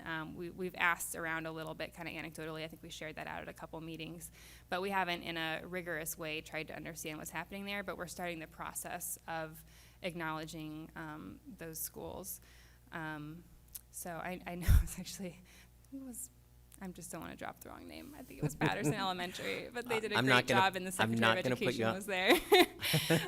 We have some stellar performers in the district, so. Terrific. Well, keep sharing that with us. Okay. And with that, if board members don't have any more questions, I'd like to let her go. Good luck getting home, given that Metro is still down. Take the bus. Ms. Lord, briefly. Since the people at home don't have the benefit of seeing the slideshow, I just wanted to ask, it says that if the rule were changed, instead of 80% of the school day and 20% mixed to 75% in the school and 25% absence, that there would be almost 1,200 fewer DC public school students who would have been truant and referred, and if it was 60-20, approximately 2,000, almost 2,200. So, you know, adjusting these rules actually has an impact on real live students. It does. I think either way. And that was an astonishing amount of. It's significant, and that's why we asked DCPS to do this breakdown. We will have a problem regardless. Like we definitely have a problem with chronic absenteeism and truancy, and so this is kind of a la the approach that was suggested related to accountability. Is what do you want to use the number to do? If we want to use it we think these individuals are safety concerns, we want to use it to make referrals. That number being very high and changing just 1,000 students means a lot. That's a really big deal. But ultimately, if we mostly want to understand, are our kids getting their educational benefit, a change of 1,000, and if you look at the breakdown, this is actually 80-20 largely impacts high school and middle school students. So one thing that's interesting to me that I've always wanted to dig into a little bit is what that really comes down to is how many periods they have in a day and who missed one period and who has block schedules, and therefore one period is, and so the difference between 75 and 80, part of that jump could be actually digging into the data, what the difference that happens in the hours of the day between one period and two, or something like that. So all that to say that yes, the numbers do change as you lower the threshold, but it doesn't change that we have a problem, and it doesn't necessarily then tell us exactly what we want to do with that number. We have to decide that. Yeah, so. good point. Good point. Thanks. And I think the slides will be posted on the state board website for viewers out there. Ms. Wattenberg, do you have a brief comment? No, Ms. Wattenberg. I have a question, because I'm just looking at this slide, and it talks about the districts that have much lower thresholds for truancy, Seattle 50%, Miami-Dade 30%. Do you know whether when districts lower the threshold that much, if it has any impact, perhaps negative impact, on whether or not kids spend more time in the day, or do they come less? Do we know what the trade-off is on that? I don't know. It is a really good question. I guess to kind of the behavioral science It'd be of these things. interesting. I mean, as we play around with this. And I do think that's the hope was that by putting it at 80, everyone's afraid to skip so much as a class, whereas maybe at 60-40 they weren't. But we don't know for sure. So, yeah. Thank you. And I just got an email from Ms. Anderson from Ward 4. She conveys her thanks to you for this effort, and she will follow up with you directly, and we'll continue working on behalf of the board with the Truancy Task Force to see this through to a successful end. So with that, thank you. You have our thanks, and we look forward to continuing our work together. Thank you for having me. Board members, I would entertain a motion to adjourn. So moved. Moved by Ms. Williams. Is there a second?